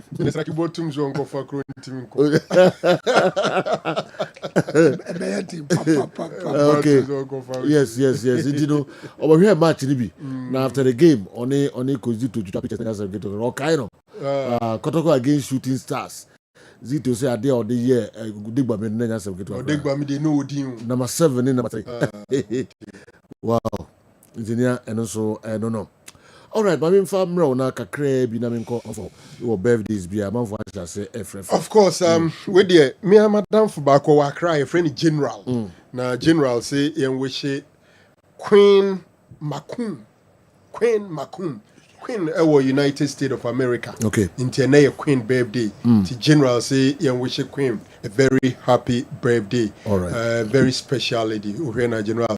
So we there to say we there America. The Queen. Muye I wish you very happy birthday. Okay. Muye papa. Oh, yeah, all right. Sansuna Matilda Osei Boatma and your birthday. Matilda Osei Boatma and also birthday. Young wish you happy birthday. Matilda Osei Boatma Lord Osei Tutu buanim.com Bawa Circle 183 Jamasi ne baba nti young wish ababa happy birthday. Also ye why say we are making na we are because kama ede amount Sanso and Stephen Kessben estate officer estate no there be any birthday name or wish Mr. JK Ajman or Chelsea House happy birthday Osekeni JK and your birthday na Stephen I say over show happy birthday. We a special one. If it's Stephen, Mr. Kamopa, who know JK, Skedi or do of Chelsea House. Oh, sir. And JK I will show happy. Special happy birthday to you. Yeah. Okay. And quickly, but I'm going to go more calls. So no, your bar. Kalaso Bakwa or the MFM 0551444933. Fre na also chere wadwe ansana ya pedi mu. Hello, good afternoon. Hello, Sergio. Ipa chonwa na be. Sampacho na na sapni me flip mo board masela pass ba. Okay, yo. Sergio we dey me chawo no obega for. Me sa ko company for na na pen crash sika ho dia. Don ma ko mo dia fa ne mre. Na Sergio mpacho mi bi so ka semba ko.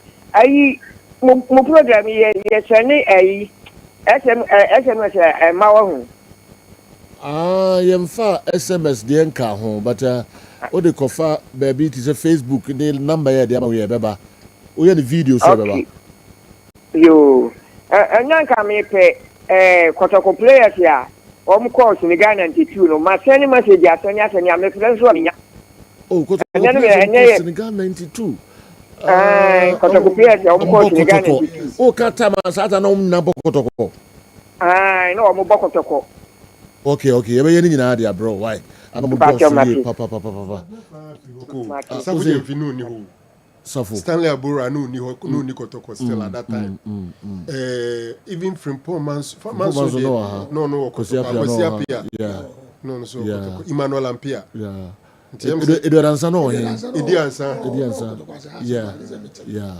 you be hwedi nyina ya bro because Stanley Abura ni ade nyina no omu nyina Stanley that time no free kotoko too quiet principal no nyina no principal no so too quiet okay dey be hwedi nyina de bro ni mom all right mami call the next caller na me hwede also de abre da kusi baby obi ama yentia I so and so India. A bonfire so tiny cheaper. A bonfire maupa. Come up. Okay. Hello, good afternoon. Good afternoon, Sergio.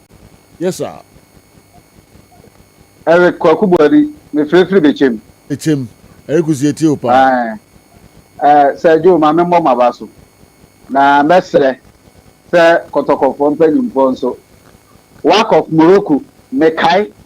So omo ye no omo ball Baba Sports Stadium na hwe ya sapon Pa Thomas nipa da kwa de no nipa omo ba performing o park so ni ewie na nkofo ya hye omu tuwa na omo de cap na ekọ ye be sere se mpanyimfo no pesa video no na bra wo ye nimu yi wo mu nyi nkyire boys no ma boys no hwe no wo mu nsua na ma wo mu na omo ba koma ya wie omo kra na ye de akoto aso wo ho no me de qualify Sergio me da se me Chelsea Franco.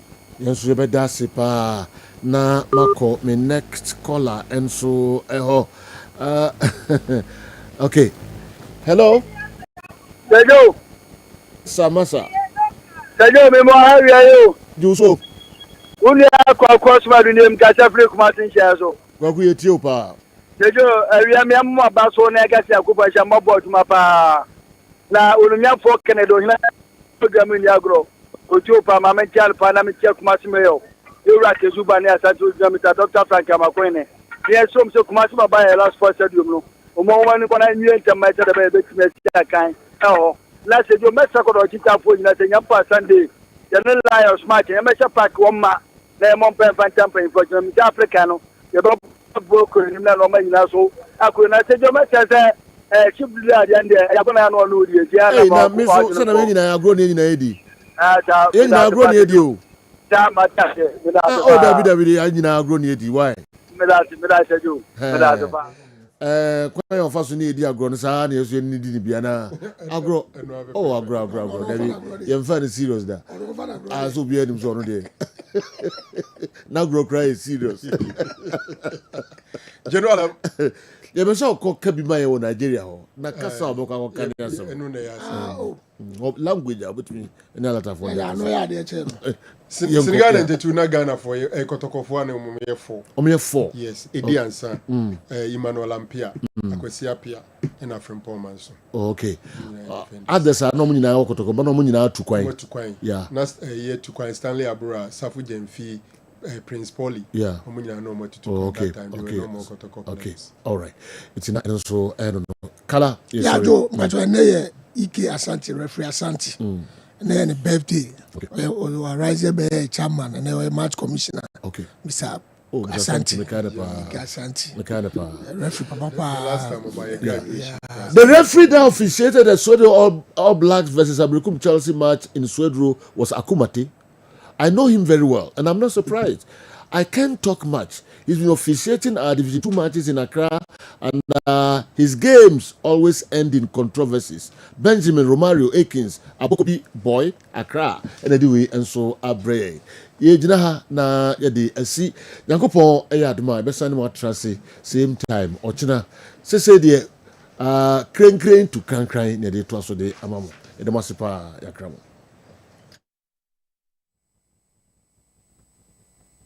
Pause.